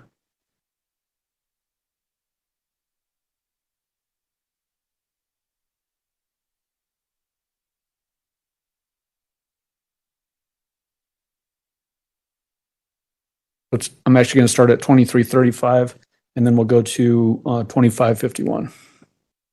From a distance going through that, because I still deal with dads 14 years later who are looking for their daughters at bus stops and malls and whatever. So, and see, that's the hard part is, like, people are like, you know, being upset. And I'm like, I haven't had the opportunity to, like, even just sit down and be like, okay, well, this is, I've given my life to take care of these children. I have. They shouldn't. You know, and I've done that. And it's so hard because inside that, I don't get to express that emotion to have that, you know, to say to anyone, anything like that. And that's the most difficult part because I've had to just be like, how can I make the situation back, you know, like, let's be honest. I'm John. By the way. John. Yeah. I mean, like Albert was talking about, and again, whether you make mistakes or not. I mean, literally, woke up on Christmas. I always make it about the kids on Christmas because they don't get to spend Christmas with them. So, like, if they went home for the holidays, you know, they might leave, you know, school gets out. We might not see them until, you know, January. So I always spent my time trying to make sure every time, I didn't believe in certain holidays, I did Halloween, but to make sure every holiday was, like, revolved around the situation. So if you look at the situation, I went you know, we have every house and cars and we have whatever. So I work my entire life in education.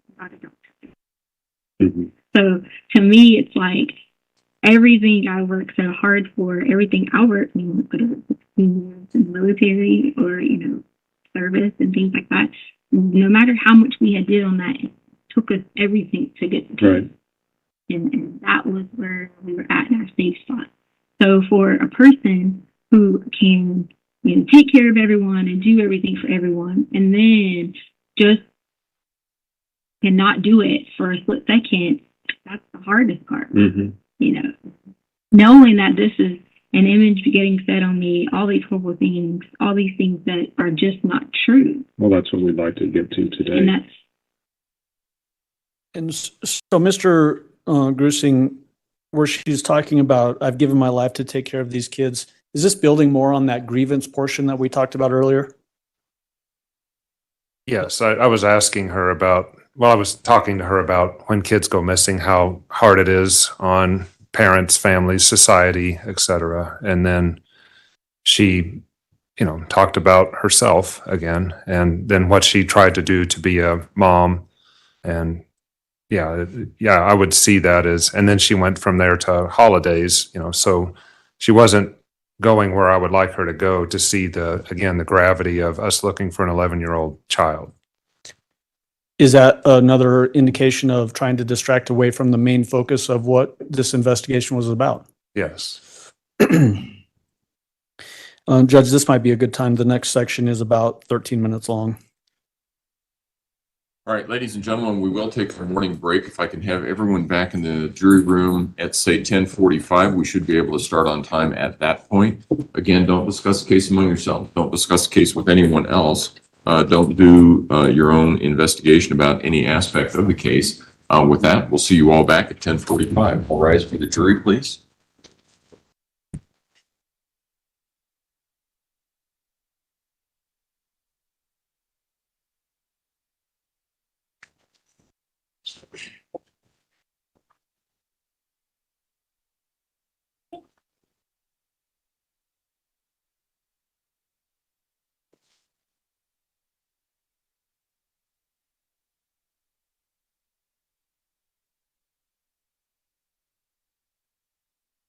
Thank you. You may all be seated. Mr. Grusing, you can go ahead and step down if you would like. I just want to alert council, I think this afternoon, at some time, we can either do it before we start the afternoon session or towards the end of the day. I would like to go through, because I think we're paramount into the evidence, I want to go through and compare admitted evidence exhibits, make sure that we all have the same ones. And then that way, if there's something that is amiss, you can think about it over the weekend and we can figure out some sort of solution. But with that, we'll see everybody at 10:45. Okay, thanks. All rise.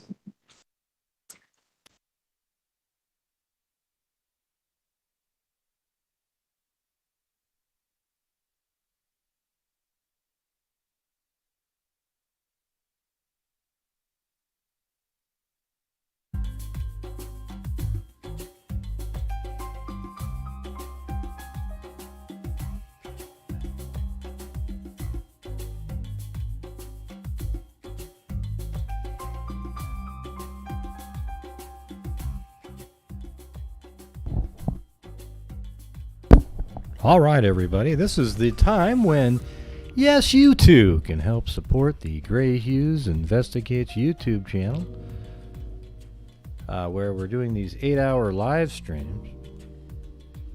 And I do donate over 50% of the net revenue to YouTube to various true crime related charities. And since January of 2020, because of the generosity of all the freaks out there and their support for my channel, I've been able to donate $144,250, or now I think now it's $750 to places like NCMEC, RAIN, which is Violence Against Women, Texas EquiSearch. Those are the three biggest ones. The Wounded Warrior Project we've added in there, the Innocence Project, and also our DNA Fund. But without your support, none of that happens because there is no ad revenue on these live streams whatsoever. All right?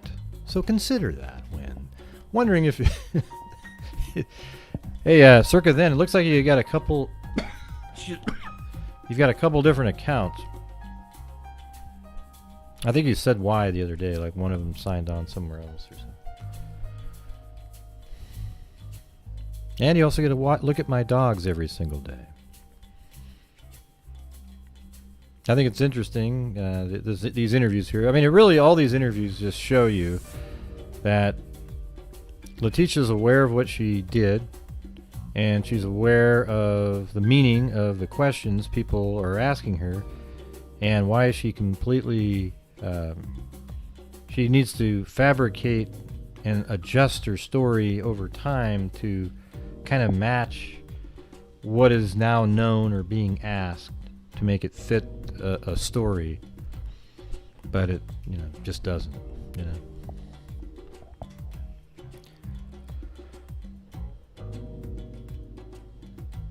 I'm thinking of doing something where maybe next week when this trial's over, I want to go back and do the old Jodi Arias one. Would anybody watch that? I mean, it's absolutely crazy. It makes these are so boring compared to that one. That thing was crazy. Because what I'm thinking of doing is editing them down to making them quicker, so I speed up the voice but keep the same pitch. So that'd be good. Hey, thanks, Georgina Stoliker. And you too. Nicole loves Biggie.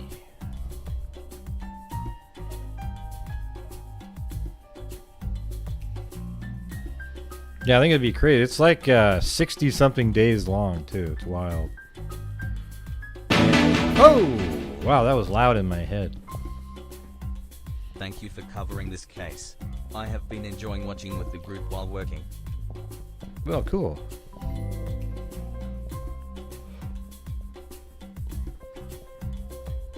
Thanks, Nicole. And thank you, Magic Kel. As in magical. Get it? Get it, everybody? Magic Kel.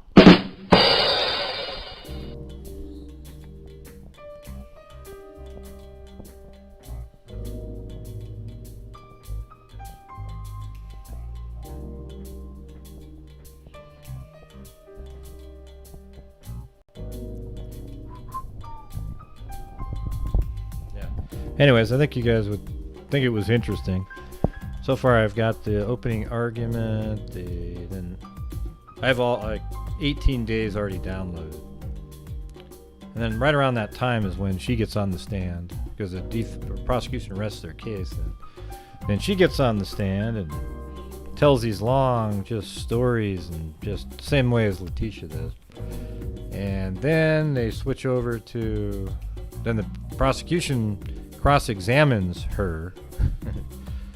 It's crazy. That goes on and on and on. Then after that, the cross-examination, the defense comes back on with their not insanity, but they go over her, mitigating mental issues, things like that. So it's got some similarities. They didn't claim insanity though. She was claiming that she was abused and therefore was just she made up all this stuff. I mean, Travis Alexander isn't a great guy or anything like that. He was a player, but and she made up a whole bunch of shit. Calling him a pedophile and stuff like that. It was really pretty disturbing. Hey, thanks, Flora Morana. And Danielle. Well, he still looks like blue to me. His head's just turned.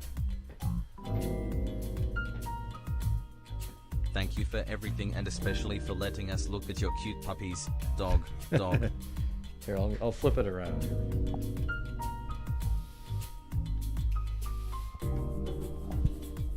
There you go. Now you can see their faces.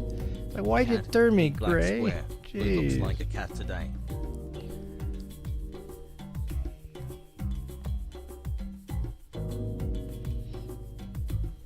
Oh, now watch. Oh, right back to the same.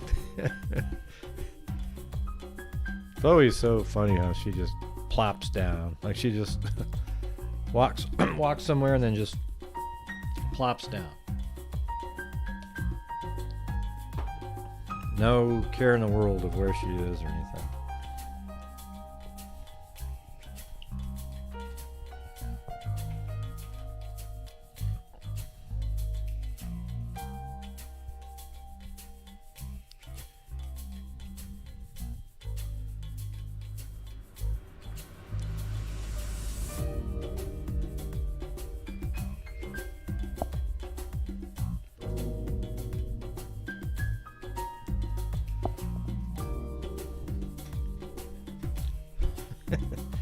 What are you doing, Gray? Gray?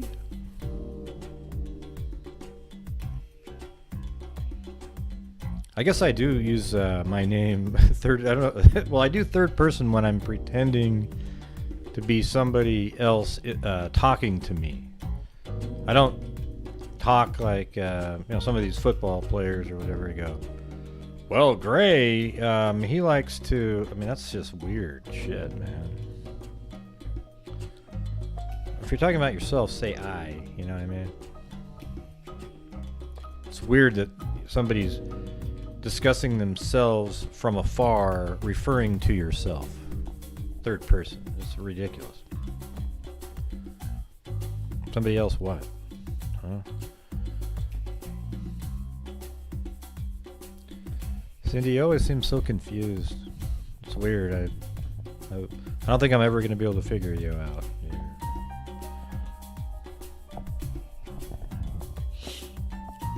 You know, like one of you guys who's complaining, Gray, you're so mean. You know, see, that's when I say my name.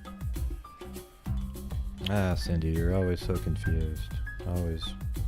It's okay, though. One of these days, maybe you'll just be able to get it.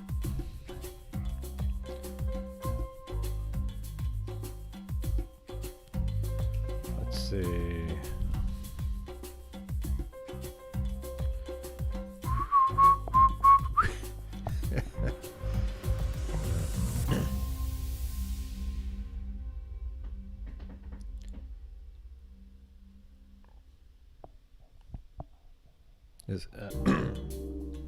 I don't know what Chloe's just. She only weighs 3 pounds, so 3.5 pounds.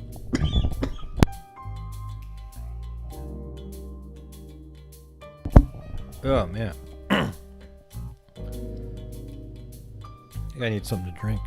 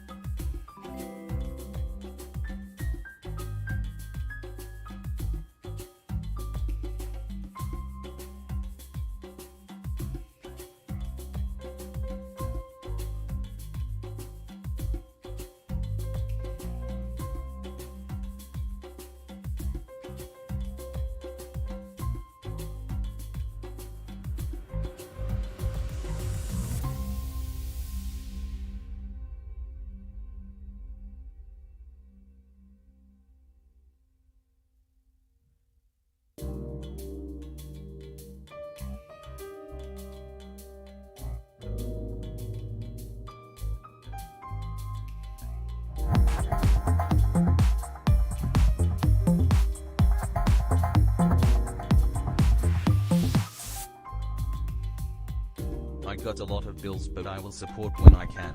Thanks for no trigger warnings and shadow banning. Thank you, Ashy Snow and Mark and Alabar.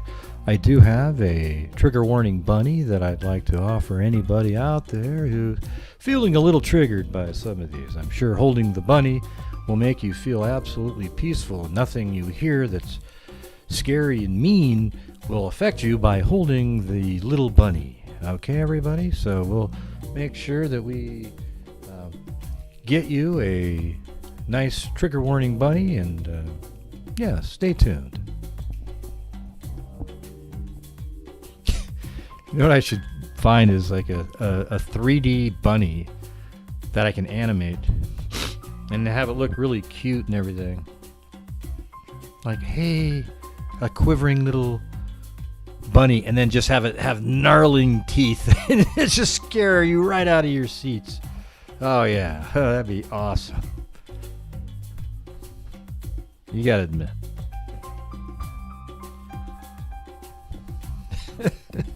Like it looks on the screen and it's like, hi everybody, I'm here to support you.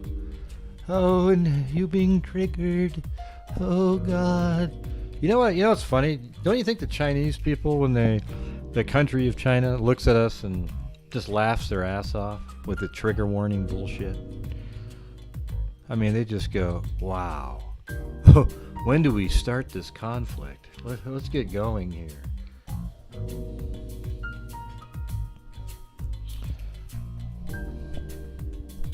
Yeah, I think it'd be hilarious. Get like I'm gonna see if I can find one. Maybe I'll just have one like slowly trot across the screen. How about this? We'll have a little bunny, a 3D bunny, just sort of, you know, kind of meandering across the screen, and then a huge anvil comes out of the sky and crushes it. Gosh, Gray, that wasn't very nice. Hey, but I think that'd be pretty funny though, right? It's like, oh look, here's my little bunny. It's making me feel so good. Oh, okay, it's a 3D bunny, everybody. It's not a real one, okay? But Gray, it's the thought. You know what I'm saying? Then you're exactly who the bunny was meant for. Do you understand that? Okay.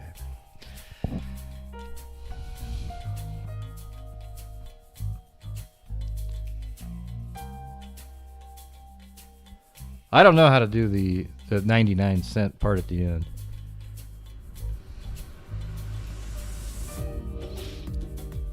Yeah, I've said that 1,000 times, Danielle. Yeah, the stress balls. Yeah.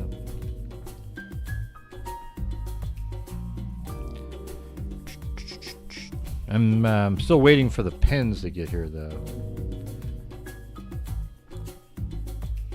Might be like 3 days from now when I start sending all the notebooks out. Oh yeah.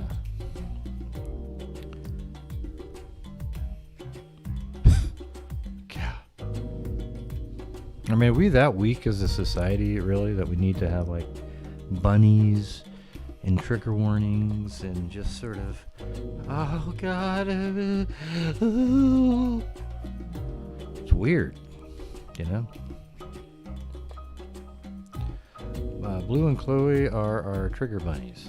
Yeah, well, they're just something to look at that are fun during the breaks. I don't have a camera on this computer, and thank God for that.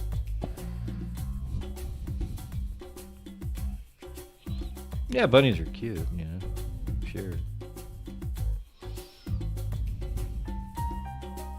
I think I'm going to do that, Cherry Movie. I'll figure out how to do it. I don't know if I want to take the time to animate a bunny looking normally. Maybe I can find like a blue screen bunny. I bet I could do that. That'd be pretty. ECR 1358, People versus Letecia Stauch. Man, we are Record back should reflect the jury's and not present in live. the courtroom. Is there anything we need to take up outside the presence of the jury at this point in time? Yes, Your Honor. I'd Go like ahead. to bring a matter up Go ahead. with respect to the agent time now. Agent Grusing. Yes, Okay. but he's testified that he's essentially an FBI profiler. That he's got a lot of experience with that. He's been an agent for a long time. He's mentioned lots of cases. He compares. A very experienced FBI profiler. Your Honor, under People v. Stewart,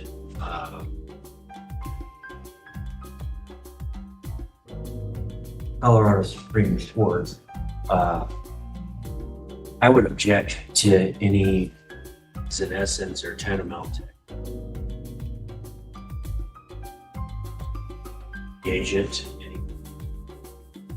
We're talking about language of, oh, well, these are grievances that lead to the pathway to violence and stuff like this. This is expert testimony, and this testimony was, or this information that is being used in this testimony was gained by being an FBI profiler. And, regular people, lay people, this isn't a lay opinion. They don't go up to Kinda looks like Al. pathways to violence is in this grievance language that leads to pathways to violence. This is information and testimony that comes from, and is directly from being a longtime FBI profiler. We have to speak to the expert reports about this FBI profiling material, not endorsed as an expert. If we had known that this testimony was going to include this expert FBI profiling type testimony, we would have done a Reck hearing. There's, a lot of information out there in other reports that, talk about some of the problems with profiling in general, that it has a lot of holes in it. There could be a lot of problems with that. So based on that, I know he's got a lot of good, relevant information to testify to for the people. But them trying to elicit this pathways to violence and grievances leading to this, and this other information, I think is wrong. I think it's moreover, we weren't expert information and testimony and opinions. Okay, so in summary, what I understand is that, first of all, do you have a citation on Stewart? I do. Oh. And while you're looking for that, as I understand it, the summary essentially of the argument is that Mr. Grusing was not endorsed to testify as an expert, has not provided any expert reports regarding the pathway to violence, which he has referenced. Is that accurate? And I could clarify one thing, Your Honor. Okay. He actually was endorsed as an expert. He was endorsed. He was endorsed as an expert. I had filed a motion for expert disclosure, which the court granted. I asked for a summary of their opinions on the basis for them. We were then told that all of the opinions of the expert were provided in the reports. Nowhere in this agent's reports does he mention anything about FBI profiling, or that this was a pathway of violence, or that this was grievances, or any of this type of information. It's not disclosed in any of his reports. And so we specifically asked for that so we could be prepared for expert testimony to rebut some of this type of information. And we're told that any type of information was provided in reports. And this. Okay, so now I understand that he was endorsed as an expert. Yes. I'm but sorry, Your Honor, I misspoke. But this information was not provided in his expert report. We didn't get an expert report for him. All we have is his FBI, the reports like every other agent gave. And we have no report. We have a CV from him, but nothing in any of his reports that he was going to be given this type of opinion testimony. Mr. Allen? And Your Honor, just while I have it up in front of me, Yes. it's the Colorado Supreme Court, as I said. And 55 P 3rd 107. Thank you. Mr. Allen? So Judge, he was endorsed as an expert, obviously didn't move to have him qualified as an expert. In Discovery, we released his CV, which starts on page 45-0168. It's a 24-page CV, which might be the longest CV that I've released in Discovery. but it's got extensive information about his background and training and things that he's done, including things with BAU, talking about serial killers, all that kind of stuff, school shooters, Scott Kimball investigation. And the basis of his testimony has been, and my intention is to continue to have him testify as to his experience and training and how he is using that in this interview to gain information from this defendant to continue on with this particular interview. That's been the entire basis of these types of questions. And a grievance is just really somebody feeling like they have a grievance. That's all that is. There's no specialized training for that necessarily. If somebody is complaining about something, people understand that to be, they think that there's a grievance that they have. We're not asking for expert testimony. Didn't qualify him as an expert, went through his background because that is important. It does inform how he does this interview. And I would ask the court to, well, one, I'm not sure exactly what the objection is from defense because we've had both attorneys talking about it. And it's been different statements from both of the defense attorneys. And so just allow us to continue to go through his direct examination. And I will clarify exactly what my objection is. Okay. To the degree he is testifying as a lay expert, his opinion based upon his training and experience is banned by people who sue it.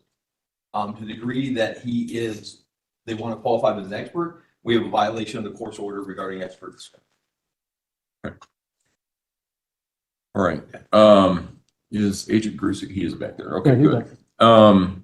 Here's how I see this. I did enter an order that required that if the witness were going to provide expert testimony, that a report regarding that expert's testimony needed to be provided so that it could be disclosed.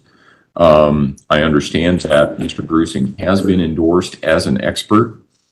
He's not been offered as an expert at this point in time, but he's been endorsed as an expert. It's not clear to me.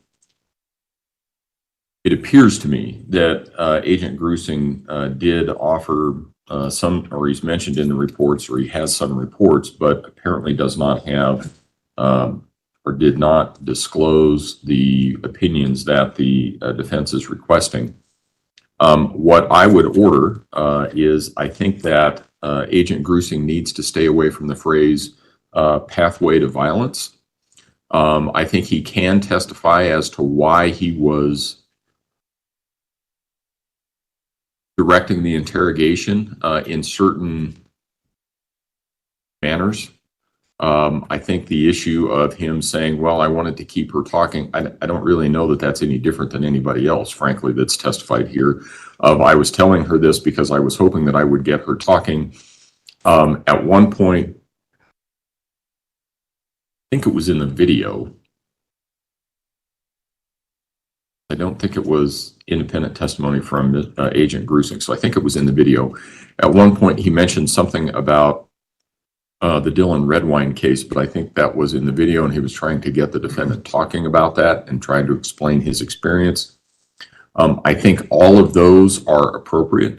I think it's appropriate for the for Agent Grusing to say, to an extent, this is what I was trying to get her to do. I think it is inappropriate for Agent Grusing, and Agent Grusing would be prohibited from saying, for instance, in this case, well, I was doing this investigation, and because of a technique that I learned in the Dylan Redwine case, this is what I was trying to do here, because I think at that point, a jury could conceive that he, based on his education, experience, and training, is equating Ms. Stauch with Mark Redwine, and that does not appear to be the case here. So I think that there are things that he can talk about. I've not heard him say that, even though he is a profiler, I've not yet heard any testimony that he developed a specific profile about the defendant, that she had certain characteristics or certain traits which would be consistent with, for instance, a serial killer or something like that. I've not heard any of that. I remember we got an objection about that, and Mr. Allen assured me that we were not going there. We have not gone there. So I think that he can say, I was trying to get her to talk. I was trying to get her, and my hope was that so long as we didn't directly, I'm not sure it was Agent Grusing, but somebody at some point in time said, so long as we did not directly accuse her of murdering Gannon, we thought we could keep her talking. I think that's appropriate. So far, I have not seen anything from Agent Grusing's testimony that is outside the parameters that I've already mentioned. So while the objection is there, at this point in time, it's overruled. If it becomes more prevalent or you think you need to lodge an objection, you can and ask to approach, and I'll deal with it then. And the only other thing that we just do at this point in time too, is we are objecting to this agent giving an opinion regarding her sanity under Rule 403. And the reason being is we've had a lot of, he went in for quite a length about his training as an FBI profiler, as his experience with serial killers, all of this kind of stuff. And I think because we've had all of that under 403, I think the jury would give more weight based upon his training and experience. And I don't think under 403 that's cured even by saying in your lay opinion, because I don't know how you take out 20 plus years of FBI profiling to give a lay opinion on this. We've had a plethora of lay witnesses testify that it's her sanity. This witness, because of the background that was given at the beginning of his testimony, I just think under 403, I'd ask the court to prohibit. I'm going to require, Mr. Allen, that you not ask that question until we get to the end of the testimony, and then we can take it up then. I want to see what other foundation is laid at that point in time regarding his contacts with Ms. Stauch. It appears it's primarily this video. Well, no, that's not accurate, Judge. If we're saying contacts, we've got a plethora of recorded phone calls. We've admitted 16 of them, but there's even more than that we didn't decide to admit. As you know, there's some that are over an hour long. There's some that are shorter in length.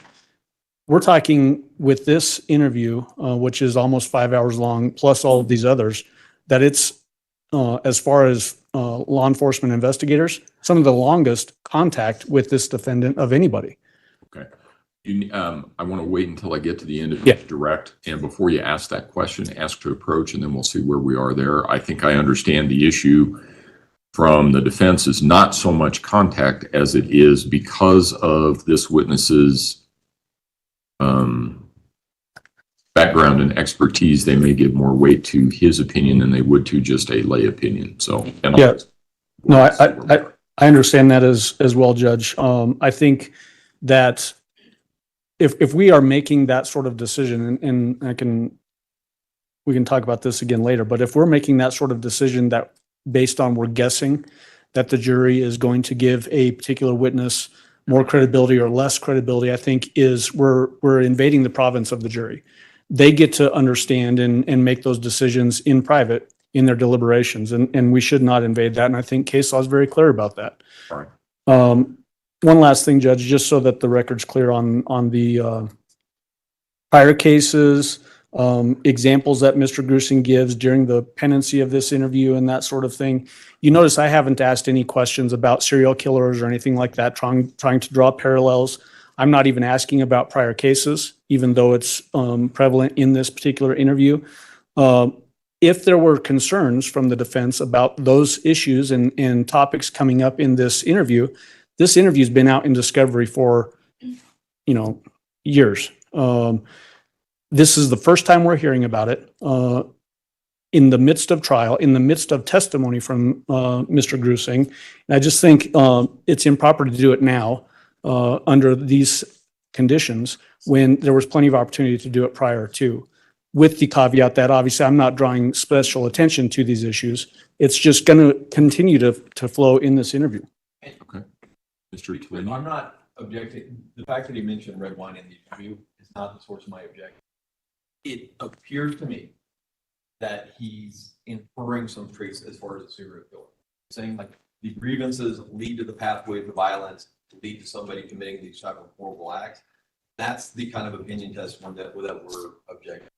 That I'm noticing she had these grievances, and that would then be a motive for her to commit this type of violent act based upon the training and experience. And it's not all the way there, but we're getting to me, it's getting pretty close when we're talking about grievances lead to the pathway of violence. And that's specific one, and we were unaware of it until this point in time. The stuff in the interview technique, that's fine. And the stuff I need to keep her talking, that's fine. It's the stuff that's, I noticed this, I've seen this in other people, and it seems like he was leading up to this type of thing. That's the specific thing that we're. Okay. All right. I think we've all made the argument.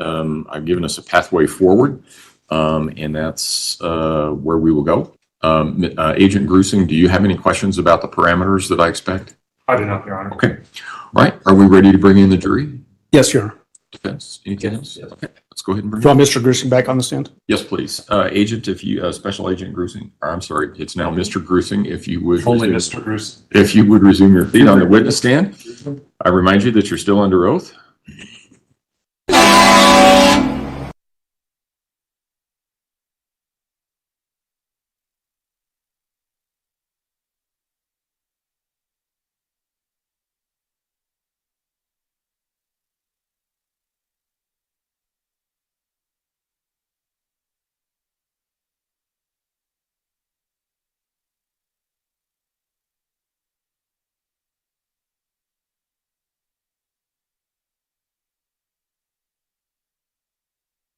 All rise for the jury, please.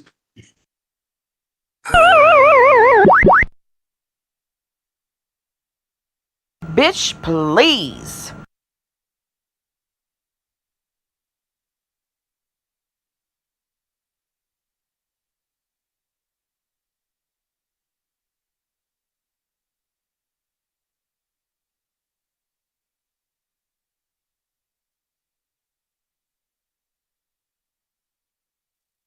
Thank you. You may all be seated. Court will recall 20 CR 1358, People versus Letecia Stauch. Record should reflect. With that, Mr. Allen. Judge, we just need the screen back on. Right. So, Mr. Grusing, in this next section that we're going to watch, which is 25 minutes and 55 seconds through 38 minutes and 28 seconds, you discuss victimology. Just so that the jury understands what victimology is, will you explain that? It's just simply the study of the victim. So for someone like Gannon, we just try to find out as much as we can about him to maybe lead us to what happened to him. Okay. We'll start that now at 25:55. But first, let's go to Gannon, because what we do is called victimology. Have you heard of that before? Sure. So victimology is we find out as much as we can about Gannon, the victim. And even if he's safe somewhere, even if he's not, knowing more about him, especially since you were the last person with him, helps us to try to figure out, like, say we don't have a suspect, somebody killed, but we have nothing. Okay. Then we will look at that person to see what drew that homicide there. Why did those two people interact at that time? Okay. And then we'll also do things like it's the subject, the situation, and the location. So something happened. Gannon's here. You have someone or something that did him harm, and then you have why the location. Okay. So we have those three things. And, we've looked through your house and, done the CFI stuff and looked at all the, body fluids all over the house and garage and whatever else. So that's all been done. I'm curious to see your challenges of Gannon here when you had to be a parent and then there. Challenges, successes, whatever else. What special attention did he need? What can you tell me about him? Well, here he was younger, mature a little bit, hitting towards, like sixth grade. Uh-huh. So, like, here he was more so of like, let's see, like at that time and situation here. Okay, so prior to that, we never got to see him except like every other weekend for a long time. Okay. Right. All right. So then when Albert, we finally paid all the money and got the room, whatever. Albert had to choose between getting out of the military or the kids in a way, kind of, because mom wasn't given any or whatever. So then that's when we step in and say, we're going to keep them here in our home here, and I'll stay here with them. And then, we'll go from there. Right. So during that time, he also didn't get to see his mom. Aisha didn't have a place to live.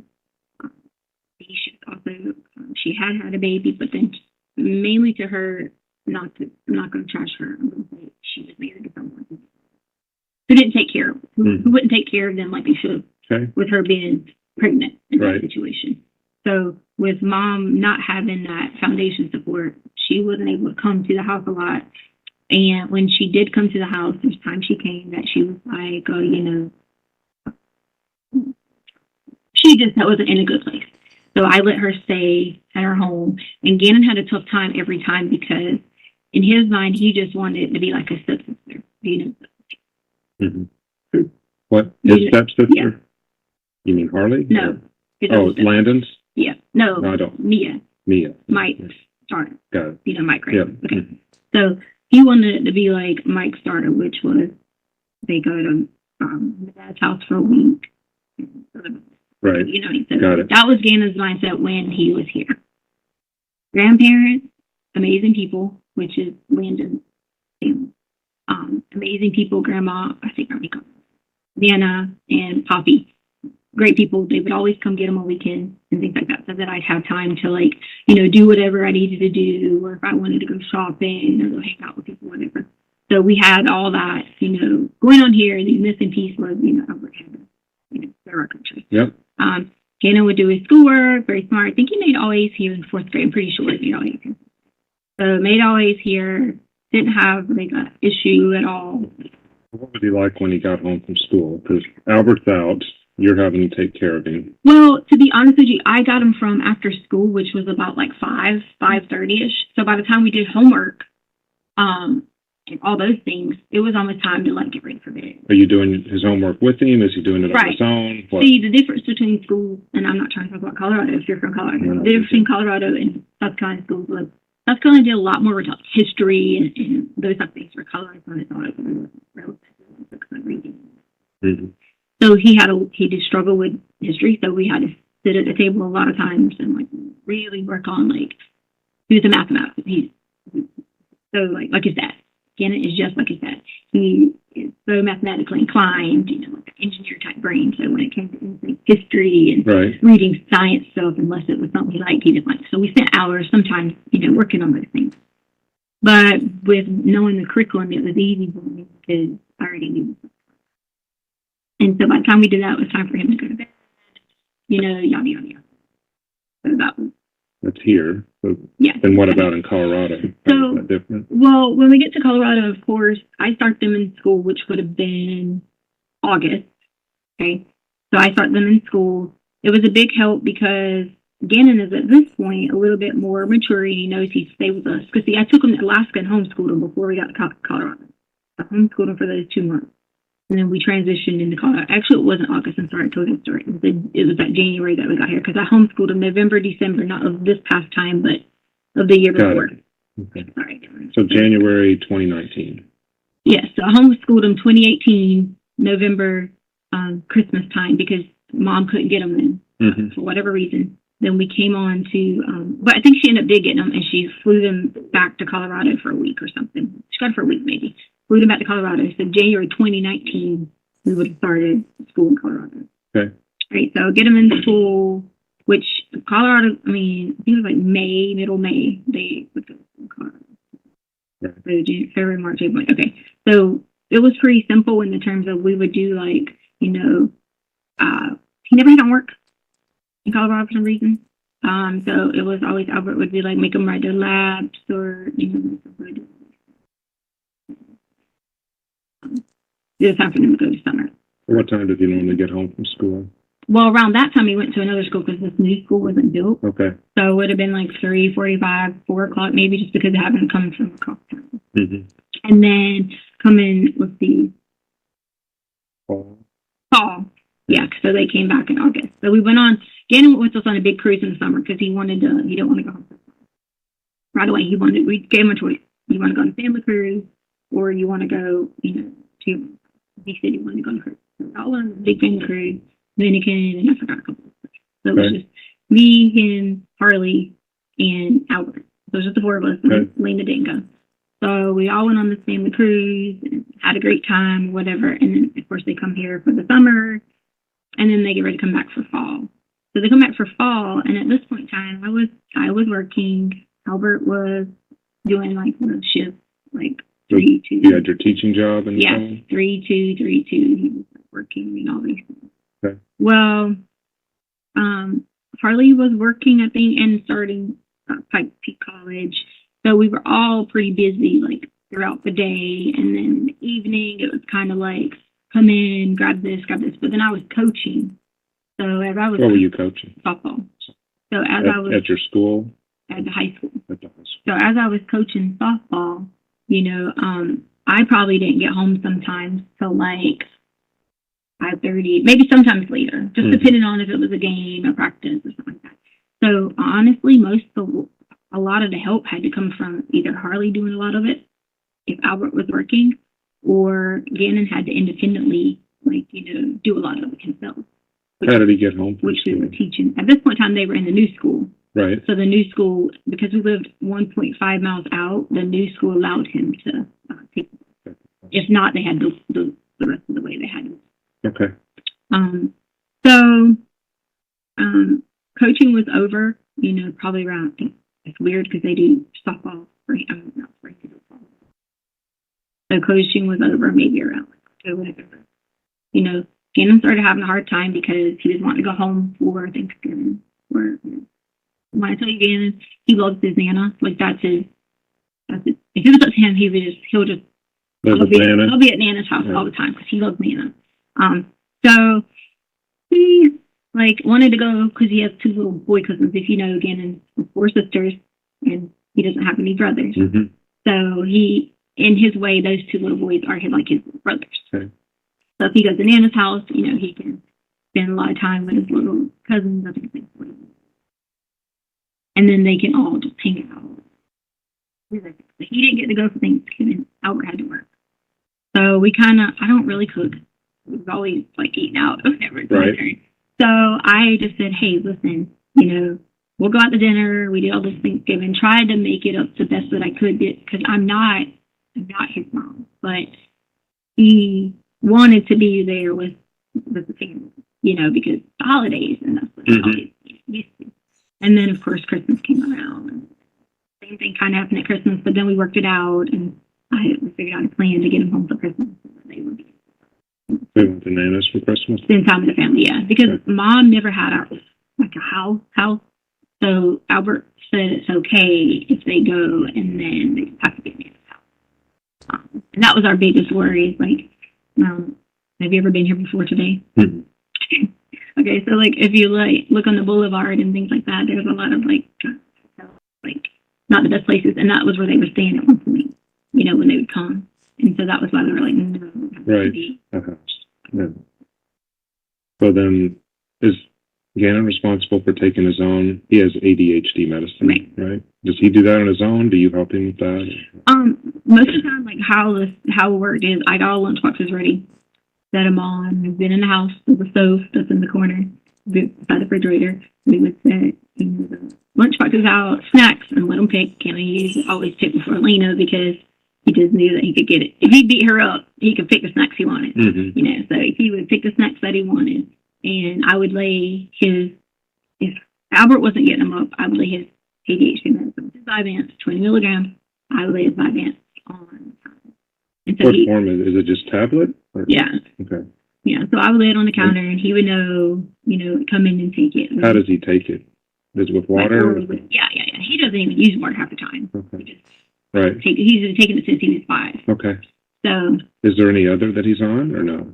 Like Adderall or anything? No, I don't know. I think when he was like 5, they like tried one medicine, but the Vyvanse worked. That was it. Like that was the one. Any of the other kids on medication? Mm-mm. Hardly. No. No. What about you or Al? I don't know anything other than when I told you about the lorazepam. But see, the thing about lorazepam was they might give it to me and I might not get it again. You know, 30 tablets, but it was only for like panic attacks or things like that. As far as Albert, I know he has the gout, so I know I'm sure it's nothing that. But nothing that he could Gannon could mix up medications with or whatever in the morning. Take I don't- somebody else's meds or anything. Not that I'm aware. Now there's stuff in the counter from like probably old stuff or like, you know, like probably had her wisdom teeth taken out. I think Albert did, but I'm pretty sure he might have been smart enough to get rid of that stuff. I'm not sure. Mm-hmm.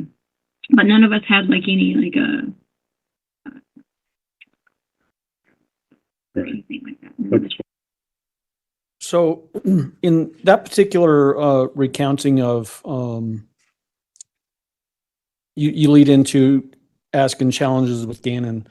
Again, from your perspective, did she appear to be able to recount things and have strong memory recall ability? Yeah, she walked us through his childhood, South Carolina, Alaska, Colorado, when he got home from school, what courses he did well in, what courses he struggled in. So, yes, Did it sound like fairly normal family life? it did. Did you ask about bath salts and the hike from Sunday, January 26th? Yes.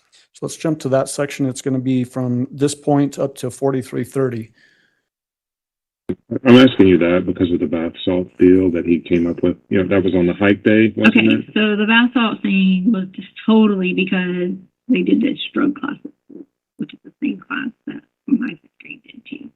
And it's where these people came in and they dressed up in like, I say dressed, they were professionals. They are medical professionals.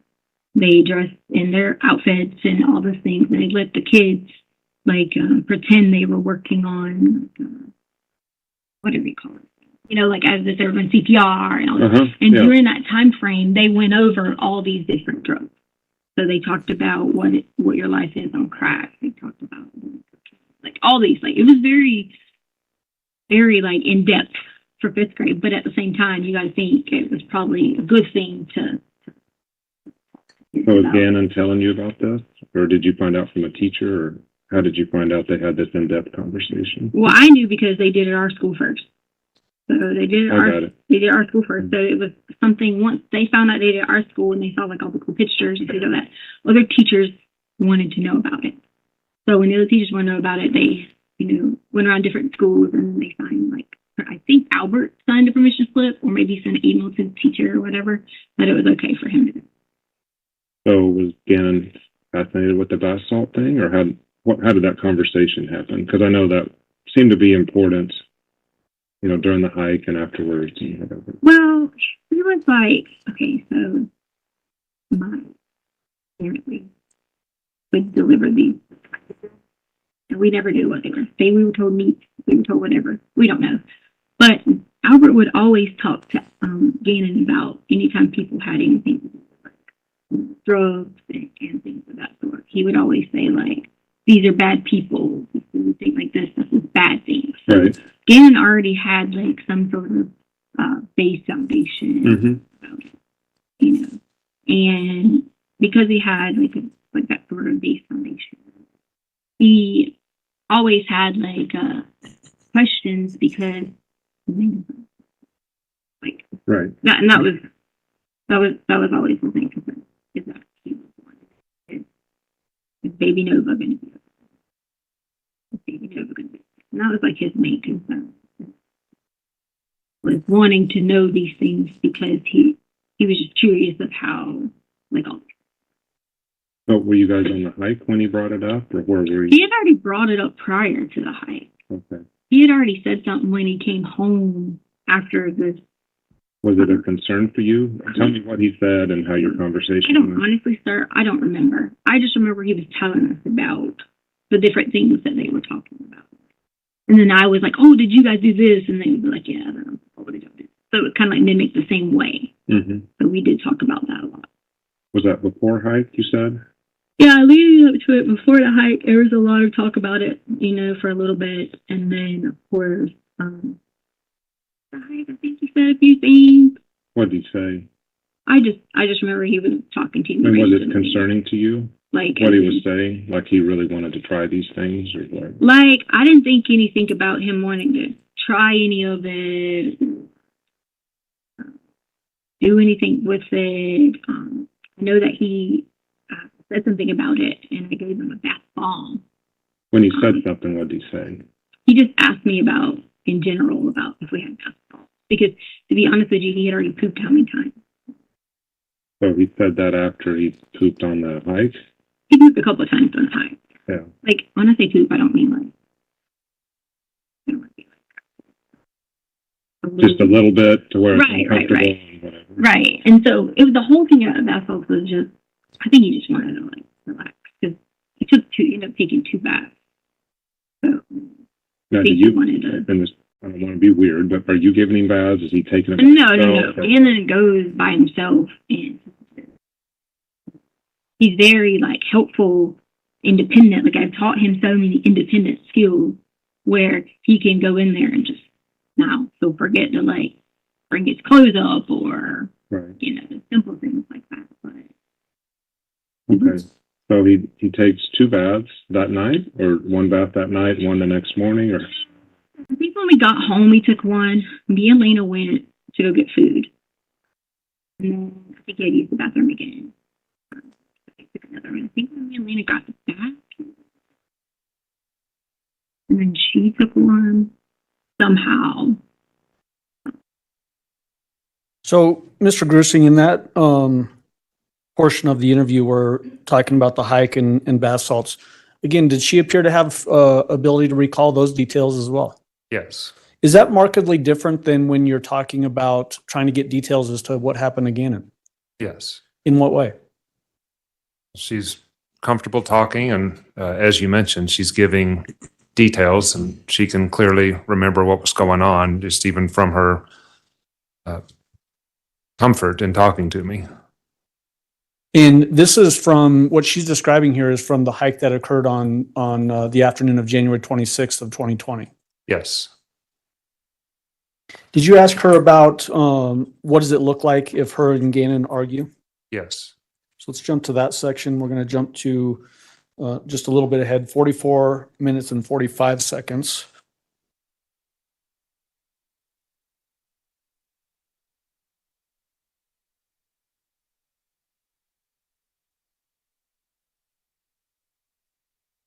And we'll play this through 49 minutes and 12 seconds. So what does an argument look like with Gannon? Have you guys ever argued? Like maybe like in Myrtle Beach, we would have been like, we're so much alike. So we are so much alike in terms of we both have stomach problems, really. We both have like anxiety, so to speak, Mm-hmm. And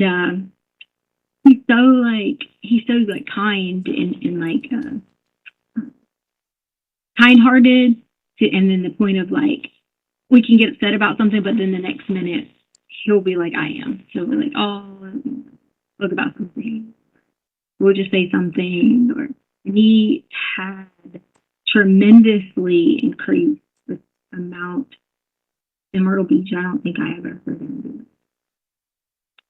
I love you, or like, I mean, like the holiday might come, they just say, oh, stress something, whatever. But like since having him all the time, it became more of like I would hear I love you like all the time, and so I feel like it was The holiday, the Christmas before? Is that what you're saying? He disappeared? Do what now? When you said around the holiday, he was saying, I love you? I'm saying like once we started more and more having, then he and I became a lot closer because of just like wanting to have that connection with both the kids. Surely you had some arguments with him, though. Did you ever have to discipline him, or no? Well, I never spanked any of the children, never, because I just don't believe in spanking other people's kids.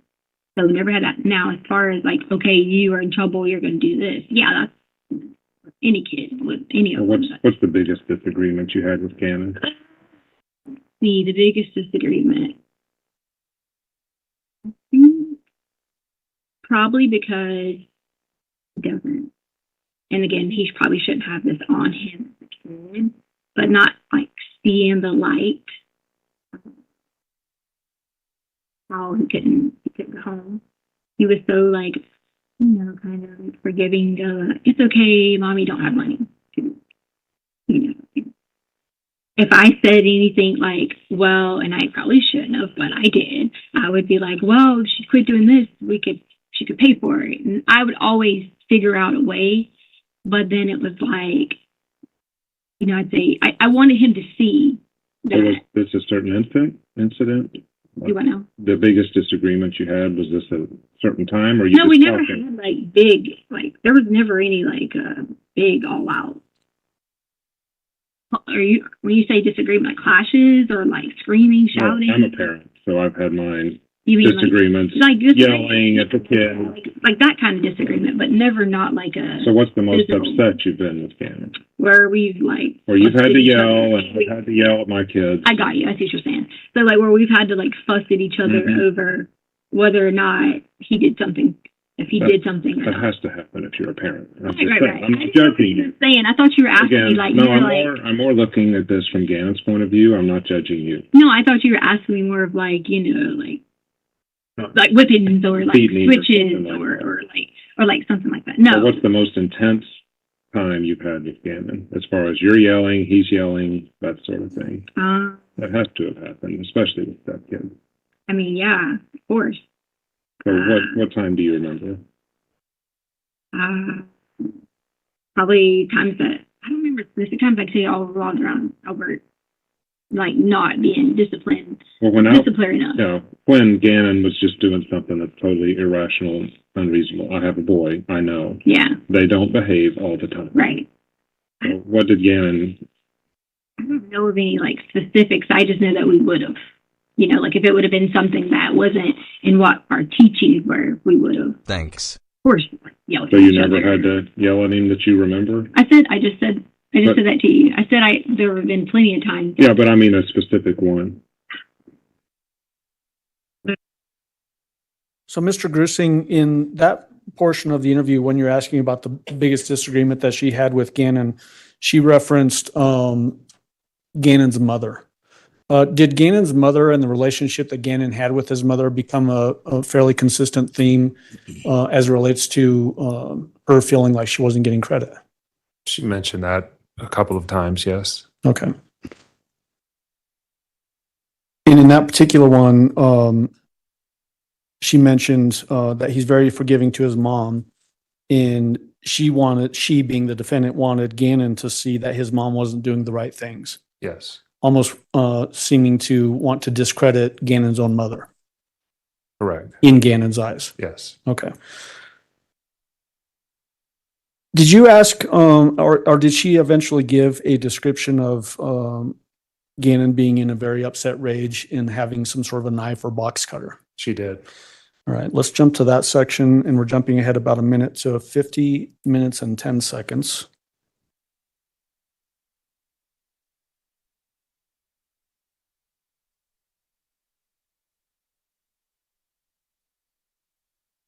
And we're going to play it to 55:32. Gannon wouldn't like yell back. Gannon would not like yell back and be like, you know, like confrontational. So Gannon would not like. He might say something smart. How did he react? Under his breath. Do you have an incident you remember, or no? No. When you had to put your foot down and say, Gannon, that's not acceptable. No, like if I said that, he pretty much listened to what I said. Yeah. It was like not. I don't remember him screaming back at me at any Or just going in his room, slamming the door, situation. anything like that. Slamming the door, room. Me? Maybe more so me like saying something to Albert might have been more of the if there was slamming doors or anything. It could have been like going back again. Albert, you need to make sure he's not doing this, and then go from there in that situation. Okay. Like Albert was teaching him how to use a box cutter and like different things like that. And there were times that I might have been like, "Oh, Albert, I don't think you should have done this because he was acting weird in this way." But that would have been early in the beginning before we started getting into like counseling. But once he started getting, like. No, remind me the counseling. What was that for? Do what now? The counseling? So Albert said that he should get counseling through the military just for like all the transitions and being like in and out of school and like all different things like that, just to make sure that his mental like well-being was fine. And Albert said that anytime he would, you know, of course, counselors can't tell you, you know, what was going on unless it was something, you know, pressing. And of course, Albert would always come out and say that everything's fine, and then Gannon would come back and tell us what he talked about. But as far as like, did Gannon ever come at you with a knife or something? Wasn't there an incident? well, that's what I was just telling you about. There was when Albert, I told you Albert was trying to teach him how to use That's the box cutter a box thing? cutter, yeah. So Gannon had this thing about the knife, and he was doing like this, and whoever told you that it was coming at me, that is not. That's why I'm asking you. Yeah, I'm getting the real story here. No. You've got stories from everywhere, and you probably are not looking at me for mine. But that is not what happened. Gannon was in a upset, which the video was shown to the counselor lady, and Albert was so upset because he was like, "You should have let me get the video" or something like that. But Gannon was in more of like an upset rage because this was in the very beginning, when he had to first transition to another school. Was this fall? No, so this would have been, I don't know if it would have been fall, but okay, so 4th grade, new school, home school, then they went to the first school in Colorado, and then a new school opened. Correct. So it was somewhere between that time frame of, Gannon it was too much transition for him. That had nothing to do with him being mad at me or being mad at Albert or Landon or whatever. It was too much transitions for him that he was so upset. Like, you know, like. Well, where was he when he was doing this? Was he in his room? I feel like it was in the kitchen. I don't really ask me something that was a while ago. I don't remember. Yeah. I mean, were you threatened by Gannon doing that? Did it make you nervous? Well, I told Albert, I said it has a mentality. Like in my mind, I said it has a mentality of like he's going to want to not hurt himself, or not just specifically hurt someone in general, but specific, but in general. And so like I was a little worried because I thought he had so much anger and aggression for what was going on. Because it honestly was, Albert hadn't even got there yet, I feel like Albert had just either got to Colorado or hadn't got there yet. Right. And so he had to go from being with his mom back to me, and then Albert wasn't there. Mm-hmm. And then it was, okay, like, I got to start new school, I got to make new friends, you know, like all those things. How did you handle it? How did you calm him down? He was typically always, I'm specifically with the box cutter thing. How did you calm him down? I don't know if it was a knife he had then. I was just saying, like, he had been using a box cutter, so that's how I was teaching him. Okay. So I remember I took his amiibo. He loves amiibos. And I took his amiibo, and I just threw his amiibo out the front yard. And I told him, I was like, the amiibo's gone, we're never getting it again. And I made him call his mom. Mm-hmm. And so I don't remember what we exactly said, but I know she was basically saying, like, you know, you better listen. She gets upset and sends me a message. I send her a message back, and we were both like mad at each other, as in me and Landon. And then it was kind of more of like, okay, it's calmed down. But this was a year ago, you know. So that was the gist of that. It was, he needed that outlet. Okay. He needed that counsel. Well, that helps us. So pausing it at 55 minutes and 32 seconds.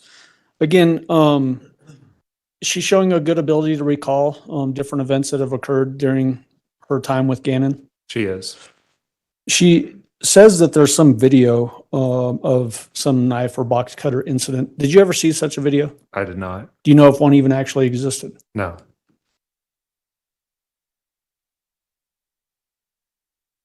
Was there a portion of the interview that you did with her where she relays to you that she had somehow convinced Gannon to call her different names? Yes. The way that she's talking about that with you, did that seem like that was a calculated move on her part, meaning that she's trying to convince Gannon to do this? Yes. Okay. Let's jump to that. That's going to start at 57 minutes and 15 seconds.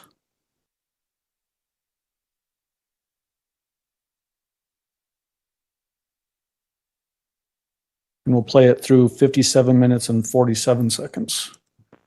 Sir, it's so hard because John, I'm sorry. I'm old, but I'm don't call sorry, me. John. It's so hard because if I get up in the morning and Gannon would even say, "You want me to take the dogs out so you can have 10 more minutes of sleep?" And I convinced him into changing my name. Mm-hmm. So I had to go on board of like calling me a different name. I didn't ever like my original name, so I had to go on board of calling me a different name. So the helpfulness. So as it relates to those, that different names that she's referring to, the reason that she gives in the interview was because she didn't like her original name. That's right. Did she ever talk about that in any other time, either on those phone calls that you were a part of, or even during this interview about how she would go as a different person or different name? Not that I was a part of, no. Did this appear to be, the way she's describing it, a voluntary act on her behalf to get Gannon to call her a different name because she didn't like her original name? Yes. Did you ask her about the candle incident and the fire in the basement and keeping Gannon home? I did. Why'd you ask about that? We as investigative team were very unclear on what happened with the candle incident, and she ascribed a lot of injuries to Gannon, including burns on his arms, blood, that sort of thing. So I wanted to see how she would talk about it to me. Okay. So we'll jump to that section next, and we're going to jump to 1 hour and 1 minute and 20 seconds and play through 1 hour, 26 minutes and 58 seconds.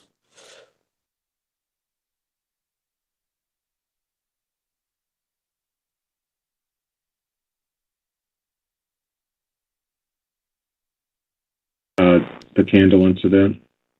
Can you tell me about that? Okay, so Gannon wanted to, I don't remember if he wanted to stay up 30 minutes. I can't remember. There was something he did that allowed him to earn some extra time. There was something he did. But Albert had grounded him from playing the Switch. So he wasn't allowed to, play the Switch or whatever. He was only allowed to, he wanted to watch the movie. Right. Well, on the hike earlier that day, he was so helpful with me. People think he's sick and he's still whatever, but I have serious stomach issues and still have to operate. But he was so helpful with taking care of the dogs and stuff. And I had told Gannon that, so that Sunday. Mm-hmm. So, yep, I remember that. So we sat around and, we had before we left, we were on the sofa and I'm just crying. He didn't know who that was. He knew the name, but not growing up in my generation to know who that was. So we just sat there and talked about it. And I told him, Kobe had and started relating in the terms of being like me, I have all sisters. And so we were talking about that. And in between some of those questions might have been certain questions that led to what he was asking me about what went on in the scene, in that talk. Right. And so that led into on the hike that day about what we talked about. So then that evening, I don't remember what he did, but I remember I said he had 30 minutes of something extra. And I knew it wasn't his Nintendo or things like that at the time because he wasn't supposed to earn that back until the next day. And so then we had, I think I was upstairs, Carly wasn't there. Carly had to work. Carly had to work until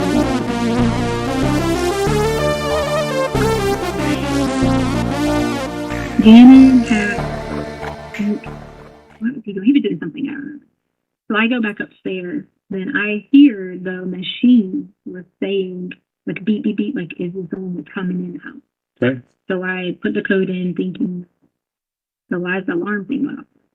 Open, or none of that stuff. No doors open.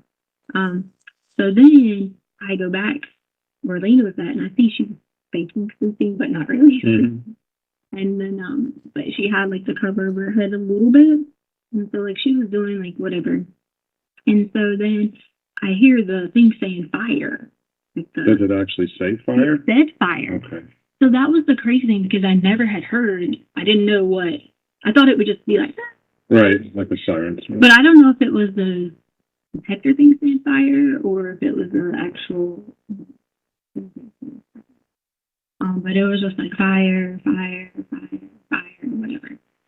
So then I run back in there and I look and I don't see anything laser, I don't see anything that look downstairs, and I don't see anything. And it was still going. So I grabbed Lena. I'm going to tell you exactly wrong, but I'm pretty sure I grabbed Lena first. And I grabbed the dog. I think that's how it went. Don't quote me on that. But I'm sure it was in that order somehow. Yeah. And we run out to the truck, I feel like.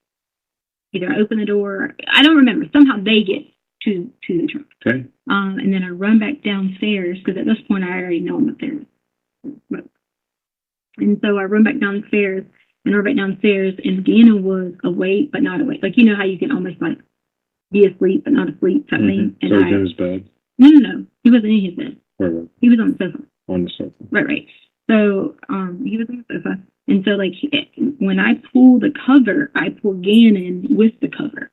And so at this point in time, then I put the fire that's out. So what did the fire look like?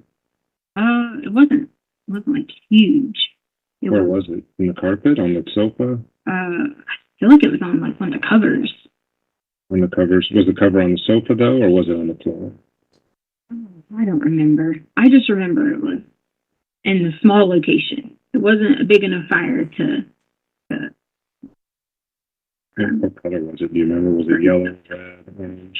I don't remember. It wasn't in a color to like. Because I think blue burns the hottest, and then you have stuff. If stuff gets involved in the fire, you have a yellowish or reddish color. I don't remember. Don't remember? I don't remember. How can you show me how tall it was? Like, do you remember? It wasn't tall. Wasn't tall. I don't feel like it was that tall. I mean, but my tallest might be different. I don't want to. Yeah. Still, a fire's going to freak you out. Right. Yeah. So when I pull the cover, I pull him with the cover too, and we run out. Did you put out the fire or no? I know that we took the covers, both of them. When he sees what's going on, we took the covers and like we smashed down on it. Yeah, because my honest thought was oxygen, put it out. Right. That was all I could think of. Put it out, whatever. Did it take much? Sorry to interrupt. Did it take a lot to put it out or no?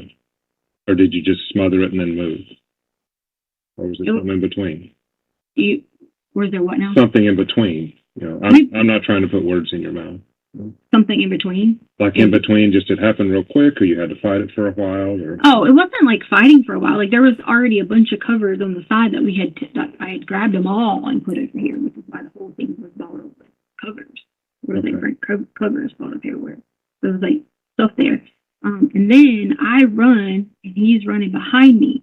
So as I'm running up, he like trips or whatever, but he's right behind me. Mm-hmm. So then I think I exit back out the garage. I feel like so the truck was in the garage. No. It was out front. I'm saying like I think I exited back out the garage because I feel like I just ran back to that door. I'm not 100% positive. I know we ran out. Then Gannon runs right out behind me, and when I turned around and I'm saying something to him because I'm like, hey, because in my mind, I don't remember if I had gotten the dogs, even though I had already had grabbed the dogs. And so like, I don't remember what we were saying, but we were all in a frame, whatever. He jumped in the passenger side, and I'm in the driver's side of the truck. Okay. Lena is in the back. And at that point, we drive off. So we drive off for, I don't know, a minute. We drive back, but there's no gas in the truck. So was anybody burned from that? So Gannon had... You or Gannon? Gannon had little burns on his arms from that.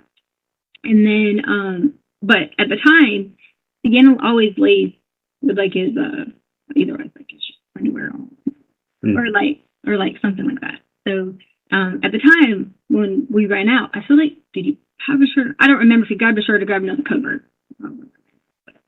But I knew that he had some burns on his arm, but I know they weren't bad, like burns that were bad. They were just like, you can feel it or whatever. Were they discolored then? Was it skin reddish, pinkish? What was it? Did you see it then? Or no, it was not till later that I really like paid attention and should have been like, okay, well, because I did later on Mhm. on it, but she. Okay. So yeah, so like our arms, his arms, and then we get in the truck or whatever and we'll drive off. So then we come back. And so I'm, of course, and like I text Harley, I text Albert, what had happened. And I said, this is what happened. Tell Harley this is what happened. Don't panic when you come home. Because the house at this point in time we get back in smells like nothing but smoke. Mm-hmm. And so nothing but smoke at this point in time. And it was just like I couldn't get the smoke out. Even opening up the like windows and all these things, I couldn't get the smoke out. So that was So what happened with these covers that you used to put out the flame?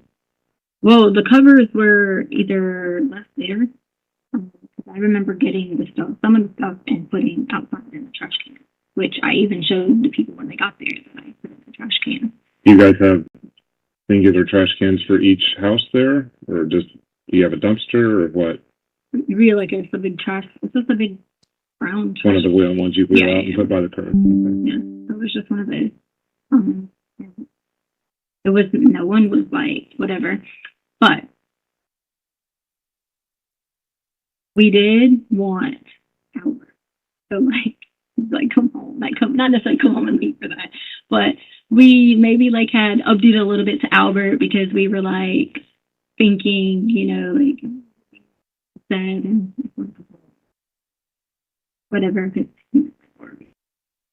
Like whatever. So in my message to Albert probably was a little bit like a little more over exaggeration. Just because I was When you say we, did you talk with the kids about let's get Albert home? No. We did sit down, and because when I was asking him like, was this did you do this on accident? Was this an accident? Whatever. And so we were just talking about like the whole thing. Everybody was in one room. We were all in the bedroom at the time, which was our bedroom upstairs. Okay. So we were all in the bedroom upstairs and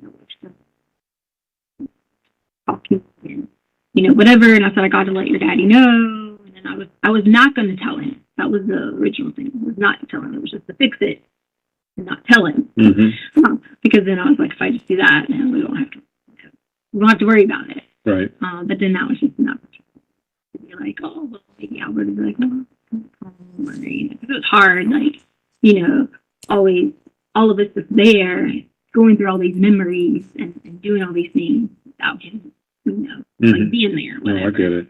So that was So the did hardest Gannon agree that was a good idea to kind of play it up a little bit? Did he agree? Yeah. We all were in like an agreement. So how did you play it up? Was the fire really not that big, and you made it like it was a big deal, or Well, so whenever just we to were, get Al to say, "Hey, maybe I should get back home"? when we were explaining it to people in general, like that was our whole like, oh my god, whatever. Like, I'm like, oh, you saw that like if the people that we messaged, we made it more of like a situation, like than what it really was. Yeah, because I couldn't understand how a candle could make a big fire, because my wife lights candles all the time around the house, and if we knocked them over, and if you knock it over, kind of nothing happens. Yeah. I mean, it might singe the carpet a little bit. But Yeah. I've seen the pictures, and I'm surprised that, that much of the carpet was burned. Well, it was probably because, I don't know, but I know that we did go, like, push down on the carpet, and it was on the cover, the cover was wrapped up on him. Right. So, I don't know, like... That's what I was just curious about, the burn itself on the carpet, because that looks awfully big for a candle. I didn't even think that was even big. Was that really big? Yeah, it's that big for a candle, because, like I said, my wife, we look like That's hilarious. sometimes with all the I didn't think it was that candles she big for a likes. candle. We have dogs running Meaning, around. when I tried to make it pretend that it I was was just surprised the candle could make, hilarious. a big black. I thought I had it just thing in the right. carpet that much, that it might have been held there for a little while. Yeah. Maybe Yeah, he I thought tried I had to the set size just right. Yeah, I don't know. So it was too big for a candle fire? I don't know that Gannon would try to, like, purposely, like, set something on fire. I don't know. I know that he did tell me later that he thought that I was coming downstairs, and he was playing his game. So I don't he know. was playing his game when he knocked the candle over? Crap. Yeah, so he did tell us, he told me and Lena and awesome. all of us that when we were all talking together, he told us that thought I was coming downstairs. So my plan to make it look like an accidental fire wasn't right. I don't know. I don't know if he accidentally or thought, whatever. I just know he said that he thought. But did he take any responsibility for knocking the candle over, or did it just say it happened, or what? No, he did say that. Okay. He did say that he had done it, that he had started it or whatever. And I asked, that's why I kept asking him, like, did you do it on purpose? That's what I'm curious about. Or did you, was it an accident? He told me an accident. He thought I was coming downstairs. So, and to me, sir, we could afford to buy another For sure. sofa and another carpet. That's not a problem. Like, I mean, you're talking about like things that we had and nice things that we can afford to buy that. So that was not a point of contention, and Gannon very well would have known that. So did it burn? It burned the sofa also? I don't think it burned the sofa. I'm just saying, like, in general in the area, whether if it would have burned sofa, TV, all that. Right. Did he light the candle? We could afford Or who to lit do that it. candle? Do you know? The candle was, he had already lit the candle because the dogs were, and so he had already lit the candle, which we Does allowed. he normally do that? Yeah, we allowed him to he could light the candle if he wanted to. He was allowed to open like packages that came. That's where I was telling Albert taught him how to use like the box cutter and stuff like that. He was allowed to do those type of things. As long as, he was usually within reason, like, okay, I'm not going to go like, or something like that. When I was little too, like I did the same thing about curious about matches, but we had already given him enough of, like safety talks about, like Albert, when he talked to him about using the box cutters and knives, he always showed him the right direction, not to just go to like, cut them from boxes and stuff. So he had already had these, talks about the correct way to do these things. Well, it explains those two. So I've got the bath salts, the candle, and now the foot injured in the garage. Tell me about that. The foot injury. Sorry, before I go there, so we don't forget, you said peeling these later. I just remember that on Monday his arm had a little bit of peeling to it, and that's when I said in my mind, and like I told the earlier here, that I did at that point say, I probably should like think about if I need to, if later on after I put stuff on it, I need to think about if it gets worse, monitor the situation. Like those type of things. Did you put stuff on it or no? Well, we had took that green aloe stuff and we had took and put the little, the dog had just had get bit before, so already had that little wrap stuff. Okay. And so we had already done that in that situation. Did you put it on both arms? I think it's on the right arm, I feel like. And then when did you do that? Was that Sunday night, Monday morning, both? I think it was Sunday night.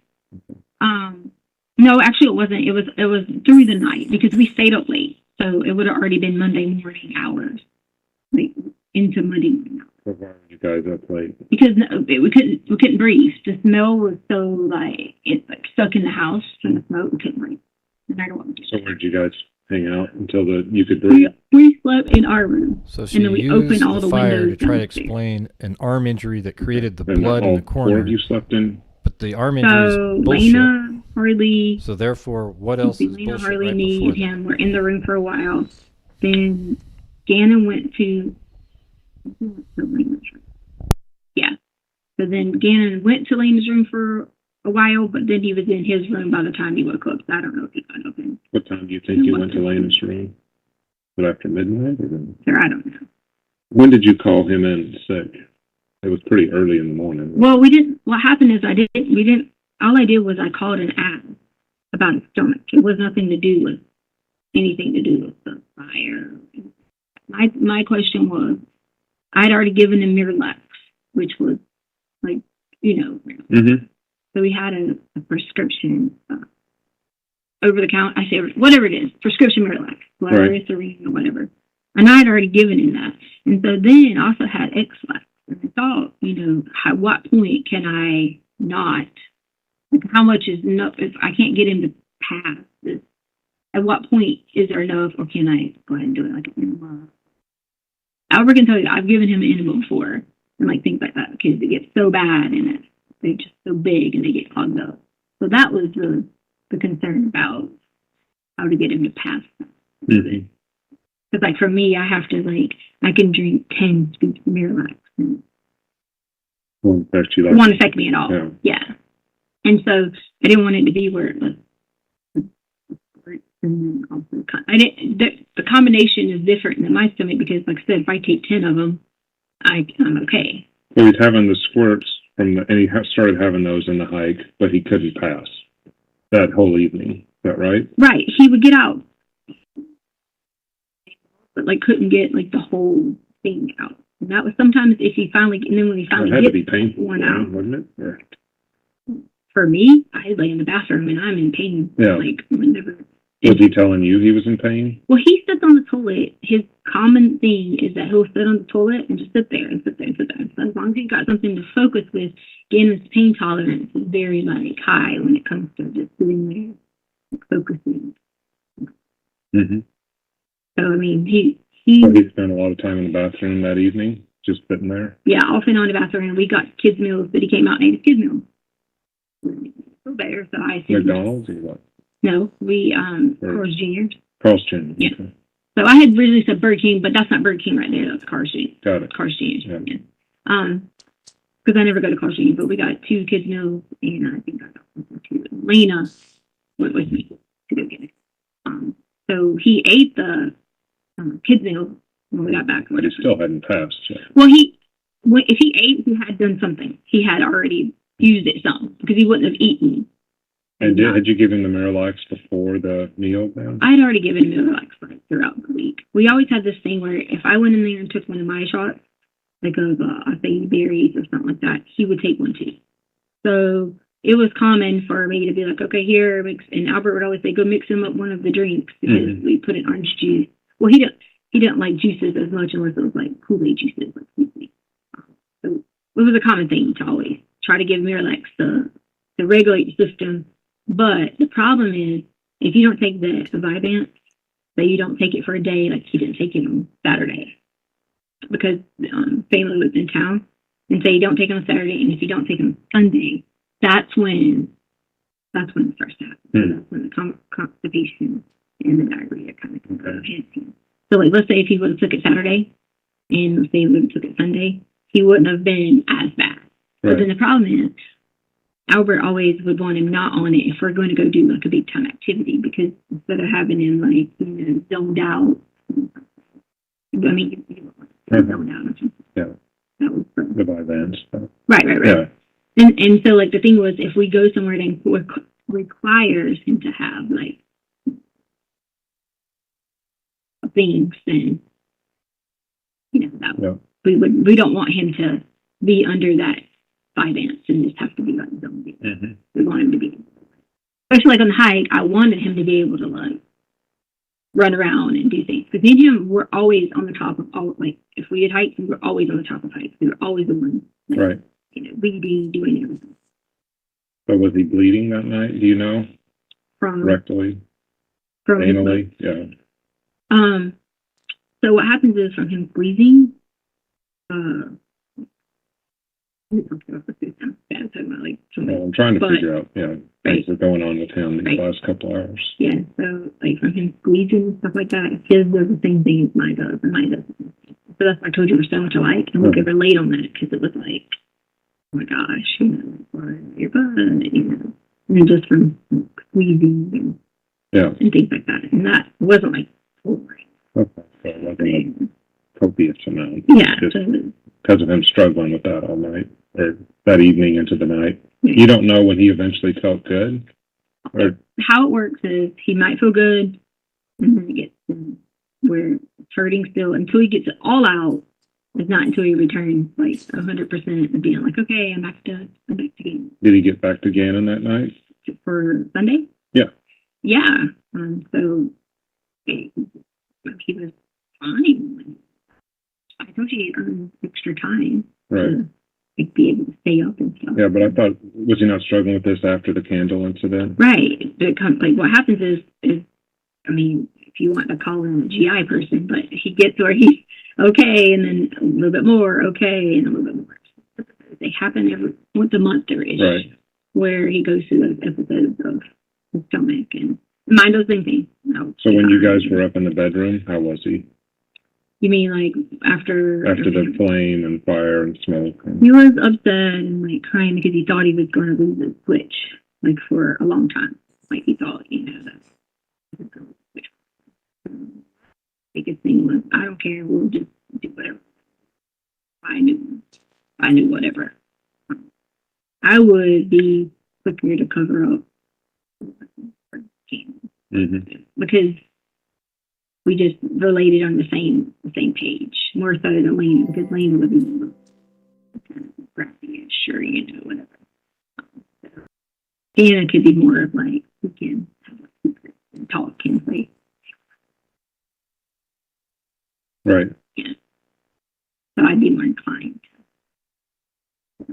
Don't tell anybody, we'll fix it. And so that was kind of like our conversation, what we were talking about. Yeah, he was upset, like very, like upset and hurt and just trying to do whatever, but we also kind of just. So how late do you think he stayed up with you in the room until he finally left? I don't know. Was it past midnight or do you know? I don't know. At this But he point in left time, I on his don't know. own. At this point. So whenever he went to Lena's room, I think he walked down. I don't remember exactly, but I know because all four of us couldn't fit in the bed plus 2 dogs. So at one point in time, we had to switch the whole. And I feel like at one point, Harley was sleeping on the sofa, and then Harley and Lena switched because we were up. Like I said, we couldn't breathe. It was very smoky. So we were all like, when Lena went to school, I'm pretty sure she probably went to school. Like exhausted. Right. Because So Lena was real sleepy, but she went to school. yeah, like what I'm saying is when she woke up, she probably was like really, really like felt like she could have used a couple more hours. So why did you call Gannon in sick and not her? Well, she wasn't struggling with stomach problems. So he still had him in the morning. Right. So it wasn't, I even had messaged Albert through the night and said, hey, I asked him. Like I asked him and they said, okay, it's getting things out. And so that was.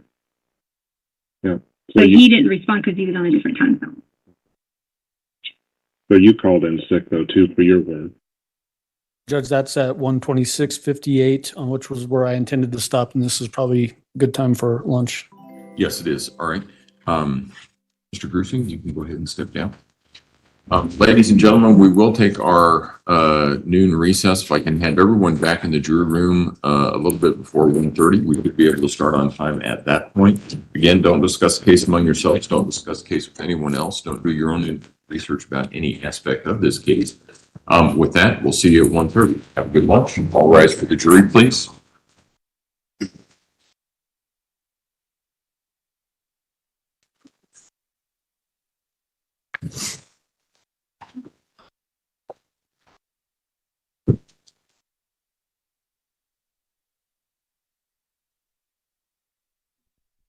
The famous belly shot. Really like this shot right here. Reminds me of the Cleveland torso killers back in 1930s. Thank you. May all be seated. Record should reflect the jury has left the courtroom. Is there anything we need to take up outside the presence of the jury at this point in time? Prosecution? No. That's all right. Court will be in recess. Thank you. All rise. All right, well, we're at halftime, you guys. So we'll be coming back on with part 2. I'll start a stream, like a, what is it called? Like a placeholder for the stream. You guys can chat if you want and so forth. But we'll be coming back on for part 2, probably at 1:20. He said 1:30, right? I think I heard that. Man, they have long-ass lunches there. They could get a round of golf in. It's crazy. Yeah, I wasn't able to understand. I mean, I'm not sure what Juniper was saying because it sounds like it was sarcastic. Just like you knew Alex Murdoch and Brian Koberger, you called bullcrap. Well, Brian Koberger, I didn't even know anything about him until he was arrested. So I don't know what that means. But Murdoch, yeah, I mean, we knew right off the get-go that guy did it. I've been up to it now. Huh? It's the house! Yep, Elik Murdoch. All right, you guys, we'll see you on the second half. Thank you very much for everybody who sent in super chats and channel members and PayPal. Anybody that sent in PayPals. I can't see that nor at this point because I don't want to put it on the screen either. Cheradubi, Georgina Stoliker, Brown Eyed Girl 714, Lane Dune, Chrissy with a cat eye, Robin, Crystal S, DW Badger, Sherry Whitford, Kami, Leslie Castillo, Georgina Stoliker, Nicole Loves Biggie, Magic Kel, Circa Then, Flor Morena, Danielle, Ashy Snow, Mark, Alabar, Ashy Snow, Junipers, Junipers, Terra, and Magic. I don't condone any of that stuff, but hey, Crystal S, and then Junipers, Terra, Magic, then Rita Schaefer, Juju Positive, Georgina Stoliker, Amy Peterson, and Kathy Chapin, and Juju Positives was a cat eye too. Yeah, there we go. But anyways, thanks for the compliments, Juniper. I don't, I guess I don't really take really high compliments very well. Okay, well, thank you. Yeah, so I guess it was a compliment. I was just like, I didn't solve Brian Koberger, though. So I wasn't sure what you were saying. But all right. I think we just sort of figured out that Murdoch did it right off the get-go. So we'll see you guys. Well, first of all, let me see. I was going to comment. I do have somebody coming over here in a couple minutes. Yeah, it just seems like, it was hilarious when she said something about, oh, so the fire was too big on the floor, really? Oh, okay, wow, next time, almost like she, in her mind, she was thinking, okay, next time I'll make it a little bit smaller. But the thing is, I needed it sort of big to make the claim that he burned his arm seem reasonable on the fire size. So... But so I wanted to be able to explain that he had blisters and then he started bleeding. But yeah, wow. So I made that too big, huh? So I think I'm not sure what the whole fire thing, even you can tell the FBI agent is confused about it. Oh, well, thanks, Juniper. I try not to be too much of a body language type person because we're so wrong so many times on that stuff. I just kind of go with the facts and what they're saying and then determine if I believe them or not. Okay, all right, everybody. We'll see you second half a little bit later. Thanks for watching.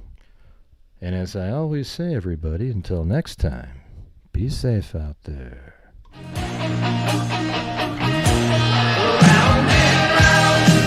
Bitch, please. Huh? It's the house!